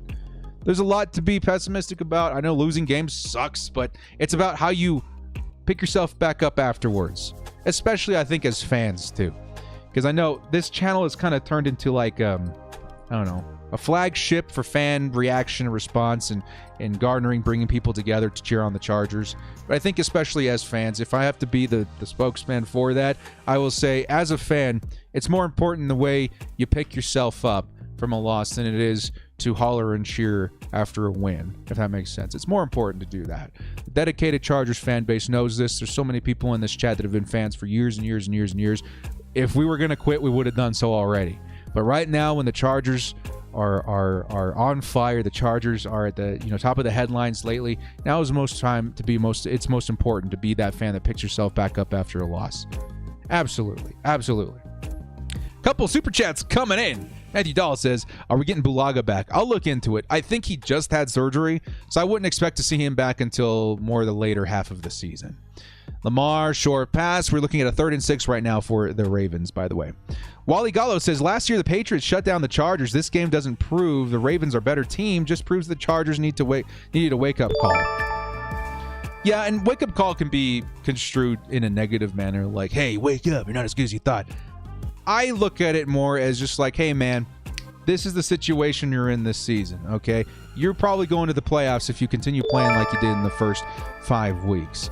We got to keep that energy. We got to keep that focus, that aggressiveness. And if we can hone in on what made those weeks so special, you guys might be looking at a Super Bowl appearance. It's time to gather that. It's time to gather that. $5 holla from Ricardo. Soto-san says, let's get this loss out of the way and learn from it. This will be our on to Cincinnati moment. Yes, it will be. Ricardo, thank you. It means a lot to me, guys.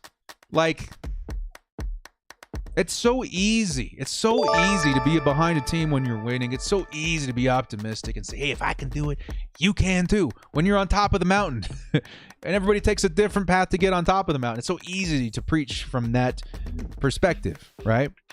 It's so hard to preach perspective of positivity in situations like this. So yes, I'm proud of the Bolt fam. I'm proud of you guys. Thank you, thank you, thank you. We did get another interception, I think. Let's see. It hits in the chest of Bateman, and it looks like Kaiser White comes up with the interception. I think it's good. It looked like it might have hit the ground, but I think the Chargers got the ball. That's an interception, Charger. Kaiser White, man. If we're giving a game ball away at the end of the game today, it's Kaiser White, man. 2 interceptions. Great play by him. Kaiser White definitely earning his spot on the roster. Wally Gallo says, I meant wake up call as in you can expect to run the same short side passes against every team. Every team is different. Chargers will bounce back. Absolutely agree with you there. Thank you so much. Thank you so much. All right, short pass here once again to Austin Eckler. Finds a nice little hole in some little space on the outside. Takes it down for about 4 yards. And here come the Chargers offense. Trying to find a way to move the ball. Why are we not throwing? At this point, you want to play it a little safe. I don't know if we're going to win this. We're not going to win this game. We're not going to win this game. But you want to just kind of test out what the Ravens are doing. They're playing different now that they have such a deep lead, too. So you have to wait and see. Steve Simmons, $25 holla says, in our best year, we had 2 losses. So, just saying. Justin Herbert, sideline, incomplete, 3rd and 6. The true loss is not learning from this game. So the true loss is not learning from this game. Absolutely, Steve Simmons. That's the way to do it. Even the best athletes in the world are going to have bad days. Tom Brady, he's had bad days. Patrick Mahomes, he's having a lot of bad days. I think 13 interceptions in his last 14 starts. Not great, but good athletes can have bad days. Good teams can have bad days. So not learning from it would be the biggest crime, yes. So I ask of you, the Chargers fans, just to keep your heads held up high. We're still a really good team. The Chargers, take this as a learning experience and really garner all of the film that you can on this loss versus the Ravens and Lamar Jackson specifically, and just grow from it. Definitely grow from it. Steve Simmons. Steve! Thank you so much, man. And it's tough. I'm the mouthpiece for this channel, and I'll say what I'm feeling, but I'm also feeling the same things you guys are. This sucks. It's crushing. I hate seeing the Chargers walk into a game like this and honestly just not perform, because I know they're a better team than this. We all know that they're a better team than this. And so for me, this sucks emotionally, and as a fan, it's an impact. This loss would hurt a lot more if we were leading and then lost. Also regarding destroying, while he is good, I think that anyone would be better than the bum we have at kicker now. I agree. I agree there, my man. I think that's time for the Chargers to go find somebody. Y Newman, thank you so much, dude. I appreciate the $10 holla. And yeah, it would suck a lot more if we were going to win and then we dropped the ball at the last second. But like I said, it sucks for me too. It sucks for everybody. We don't like seeing games like this. No fan of any team likes seeing games like this. But it is what it is, and we got to take what we can from it and move on. Move on. Pick yourself back up. Bruce, what do we learn when we fall? Got to pick ourselves back up again. $10 holla coming in from Red, who says, I've been a fan 35 years, and I've seen a lot of bad days, but I still feel optimistic about this team and this staff. Staley will bounce back. Bolt up. Stay the course. Thank you so much there, Red. I appreciate everybody's support today, too. I know. It's stop hyping and destroying. It's hard not to. I get it. Because, again, I never really give him any real consideration. Maybe I still don't, but I'll look into it. Just because, realistically, that's probably not the answer. But the Chargers need something. Because Vizcaino's definitely having a hard time. JJ Net with the $1 holla, thank you so much. Everybody so much. Thank you for the support. Despite the tough game, I understand it sucks. It's hard, but we're still here, and I'm proud of you guys for still being here. And I know there's a lot of fans that are very pessimistic, and we'll probably see some I told you so's and stuff like that. I told you we're going to lose, and that. Can't let those kind of people get you down, man. As a fan, you have control over your own energy. You've got control over your own positive impact on people. And I hope, and I know I can count on you guys to do that. Keep that positive impact on people going. Keep that contagious optimism going in social media. That's kind of what this channel is all about, right? We bring in a flurry of Chargers community members digitally over the web and try and spread a message of positivity for the team and optimism for the team. And I know I can count on you guys to do that even after a game like today, and that's why I'm proud of this community. So thank you guys for doing that, man. See Gabe Neighbors out there. I see Gabe Neighbors picking up about 4 yards. The Chargers looking to be in the red zone. Second down now. We're waiting to see if they can put up some more points just for the sake of pride, right? Just for the sake of pride. I would give, honestly, there's no point of going for 2 anymore. I'd give Vizcaino some more reps too, just to like, if he misses another one, it really does solidify what the Chargers should probably do here. Sion Tokomata says, bolt up, babe. Let's go, Sion. Let's go. That was a running play, by the way. The Chargers do get pushed back. It's a 3rd and 6. Danny Fan says, next game, $5 next game. Absolutely. Next game. Love being a part of this community with y'all. Yeah, guys, dude, this is why I do this, right? A lot of people ask me, like, director, why don't you go to more games? Or why don't you, sit and relax and watch the games, comfortably without, the whole setup and shtick and all that kind of stuff? And my answer is, like, it's the community 100%. And I feel like, honestly, I can make a difference. I can make a difference in how this Chargers community comes together as a community of human beings and affect other human beings, even if it's just digitally and over the web.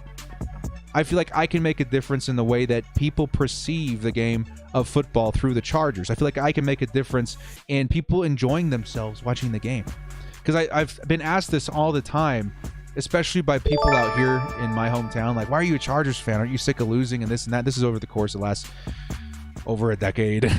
My answer is always like, I have fun, man. Like, even if we lose, I love Phillip Rivers back in the day. I love Phillip Rivers. I love Vincent Jackson. I love Malcolm Floyd. I love the defense. I love Sean Merriman. I have fun. I have fun watching the Chargers. The Chargers have always been a fun team to watch. If anything, they're a fun team to watch. And if you're not having fun, then what's the point? What's the point if you're not having fun? All right. So even in games like this, keep your head up high. We had fun, not as much fun, obviously, but we had fun, trying to take fun from it, trying to learn from it and come back and bring the hype next time. Be mad today, bolt up tomorrow.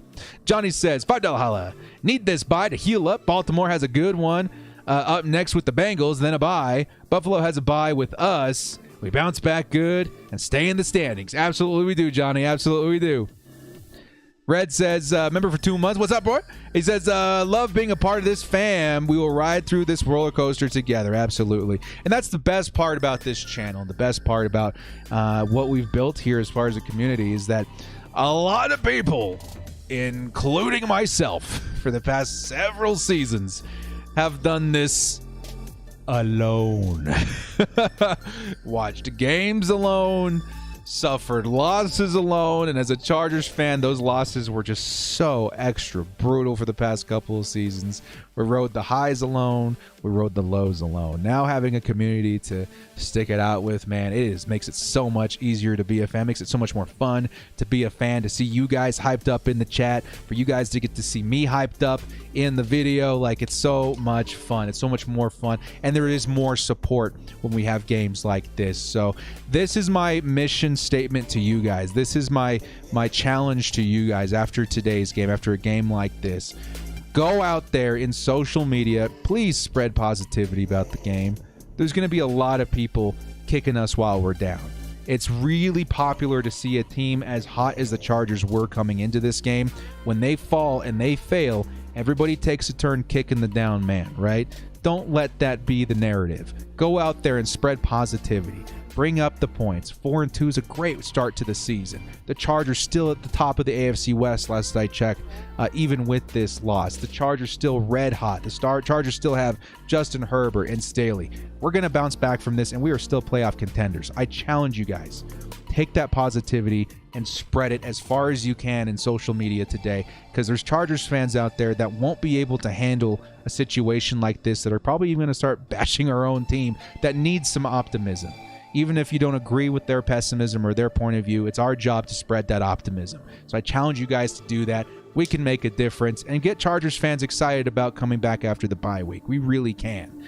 And I'm not saying control people's emotions. I'm not saying force people to think a certain way or the other. You can be upset. Totally fine to be upset after a day like this. But like I say all the time, be mad today, bolt up tomorrow. All right? We will bounce back as a community. We got this. We got this.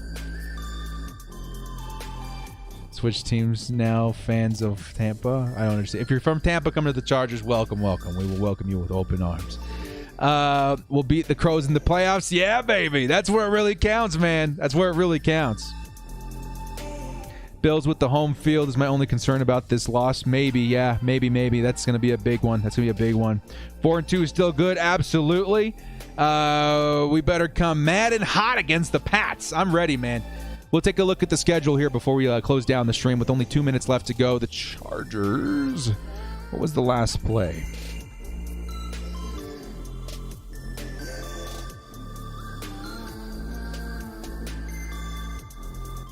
Okay. The Ravens do have the ball right now, just so we know. So they're likely going to just drain the clock here. Raiders fans think they're going to do something other than the AFC West rather than thinking. I feel that. I feel that with my whole body. Hey, this is the Chargers or the Jaguars playing in Baltimore. I don't know. We're good, though, man. We'll learn from this. We're fine. They embarrassed all of us. What a letdown. You'll be hearing from my father. Don't take it so hard, man. Again, this team's so good. So good. One loss is not going to kill us, right? One loss right now. We should have lost versus Kansas City if this was the old Chargers. We should have lost versus the Browns. We should have lost versus the Raiders in Washington. This is a new Chargers team. We're turning a corner. This loss, maybe a humbling loss, whatever it has to be. We're more than good right now, man. So don't freak out yet. Don't panic yet. That's my whole point. Don't panic yet. Don't panic here. I'm a Chargers fan, but I might switch to Raiders. I'm a director YouTuber, but I might switch to banning people named Danny93 if I hear any more of that. That's what I am. Richie Lloyd, what's up? We don't suck. Ravens just played better today. Yeah, Ravens just played better today. We're a better football team than what the score puts out right now. But we do, like I said before, we give credit where credit's due. This Ravens team is awesome. This is an awesome football team. If you're a Ravens fan, get excited, man. You guys are probably going to the postseason. You guys got an awesome quarterback to watch play every single week. You guys might get some slack about him not being a quarterback, is more a running back or whatever. I don't believe in that narrative, and I think as long as he's putting up yards and winning games like he is today, you guys got a lot to be excited about. So good for the Ravens, man. Credit where credit's due. You guys played an awesome game, played a better game than us today. And, we, on to the next one. You guys go out there and kill it. The Chargers, the Ravens are going to kneel it. That is going to be a loss for the Chargers, 34-6.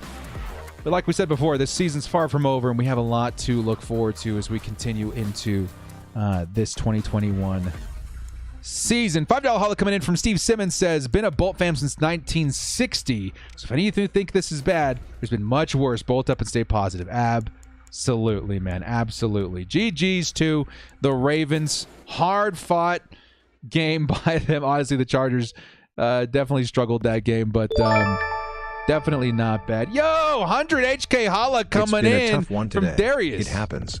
We will come back stronger. This is when Staley and coaching will show their worth and guys will come back better. Bolt up. Absolutely. Bolt up, dude. Darius, thank you so much for the big holla there, my friend. I really appreciate the support here, even on a really horrible loss. It's awesome seeing the Chargers fans super optimistic. What? We're coming into halftime of the season, right? We're getting close to halftime of the season. Chargers coming back playing week 8. Yeah, definitely. This is where the second half adjustments are most important. This is where the second half adjustments define a football team. The Chargers have been a second half team in 2021 we're going to be a second half schedule team as well in 2021. We got this, baby. $5 Holly coming in from Y. Newman's his last year falling 45-0 rout against the Pats last year. Came off of that one. 4-game winning streak to end the season. I'm not worried. Yeah, you guys remember that? We got spanked by the Pats so hard last year. And how did we follow that up? 4-game winning streak. And I think we continue that to 5 into this season as well. So really, really big game, man. Run D got exposed. No offense. Time for big changes. Yes, we're going to learn something. We're going to learn something from this matchup. And honestly, I think that run defense needs a lot of help. Let's take a look here.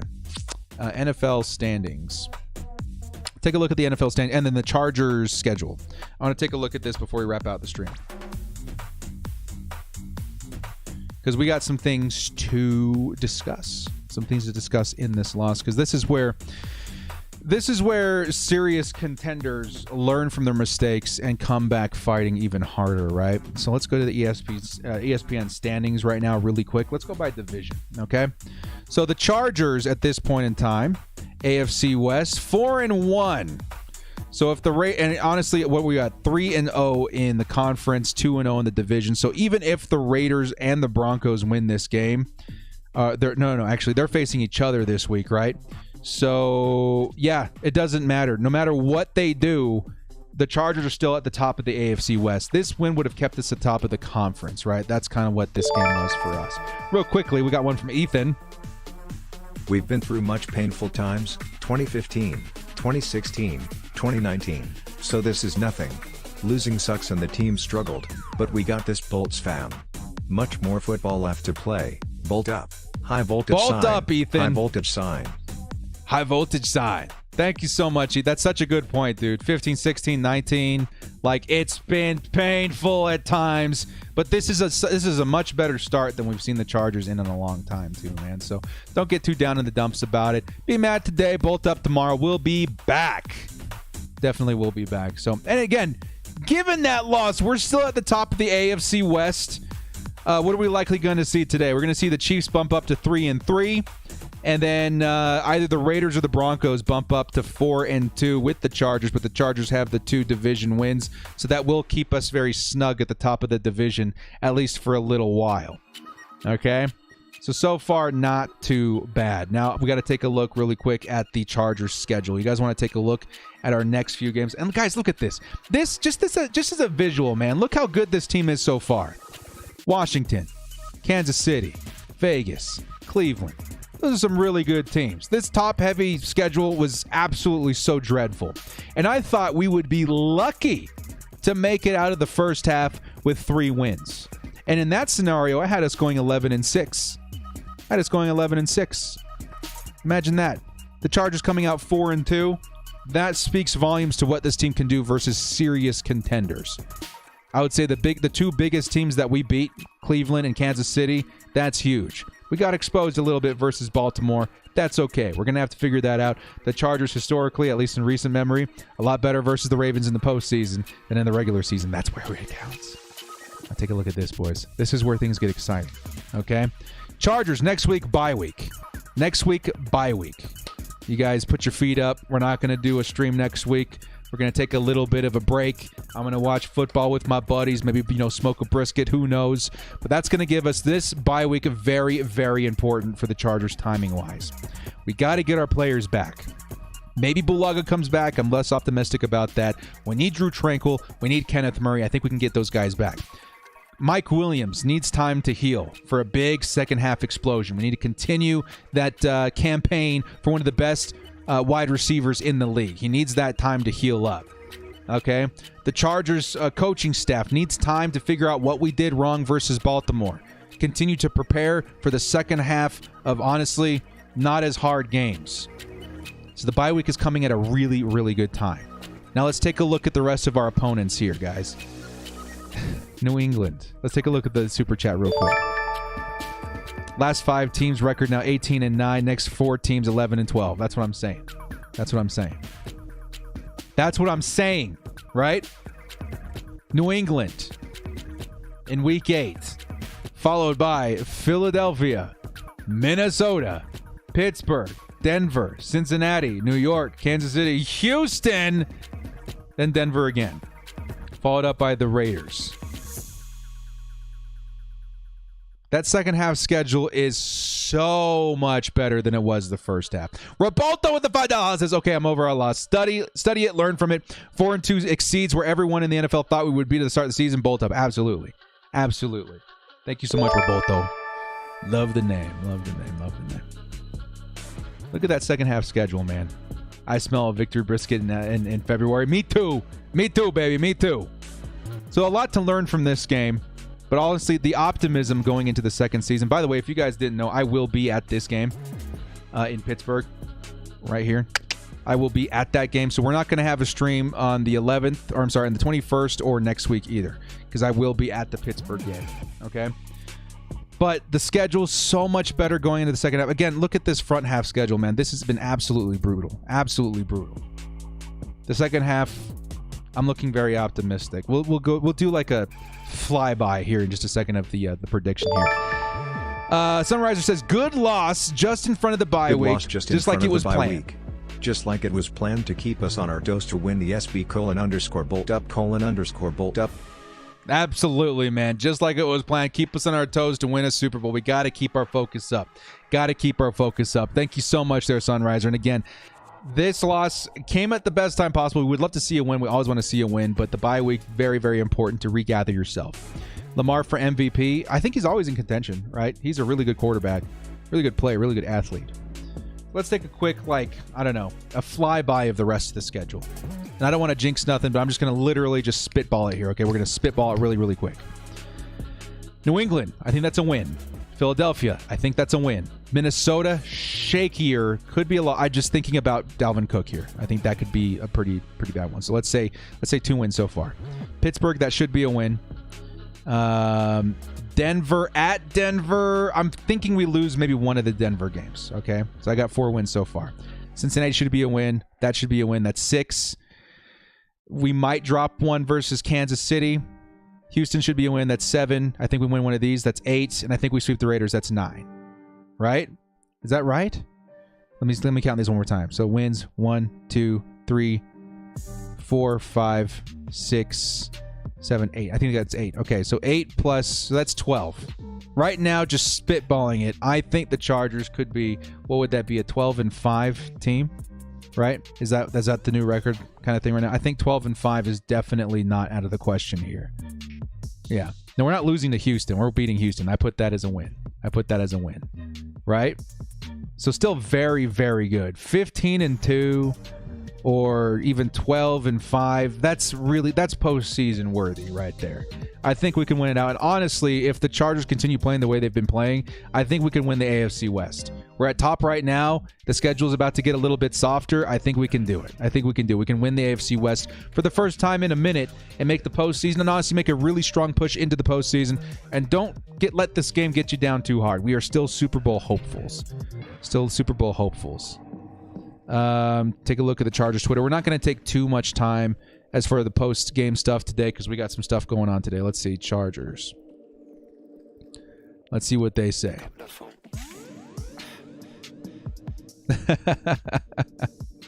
Yeah, baby. That's what I'm saying. This is what the Chargers just posted. Just forget what you saw, man. Forget what you saw. We're coming back. We are coming back in week 8 after the bye week against the Patriots. We're going to have something to take out on them too, huh? Definitely.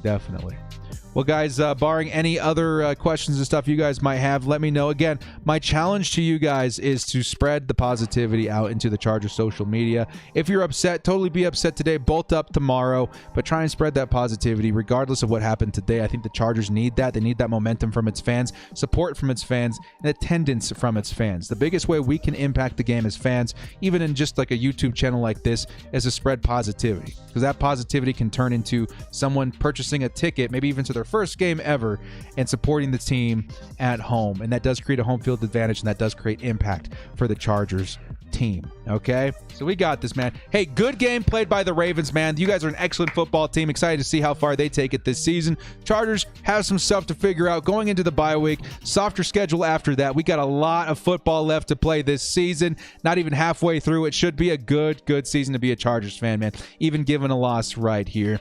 And it's all good, man. It's all good. We'll learn from this. Chargers fans, spread that positivity. We'll be back with a vengeance versus the New England Patriots. It should be a good time. Well, guys, thank you so much for joining me. This has been The Director. We'll see you next time. You guys will see some more videos from me this week, but no stream next week, obviously, with the bye week. We'll see you next time. And as always, bolt up and stay frosty. Keep your heads up, everybody. Spread that positivity. This is where we need it most.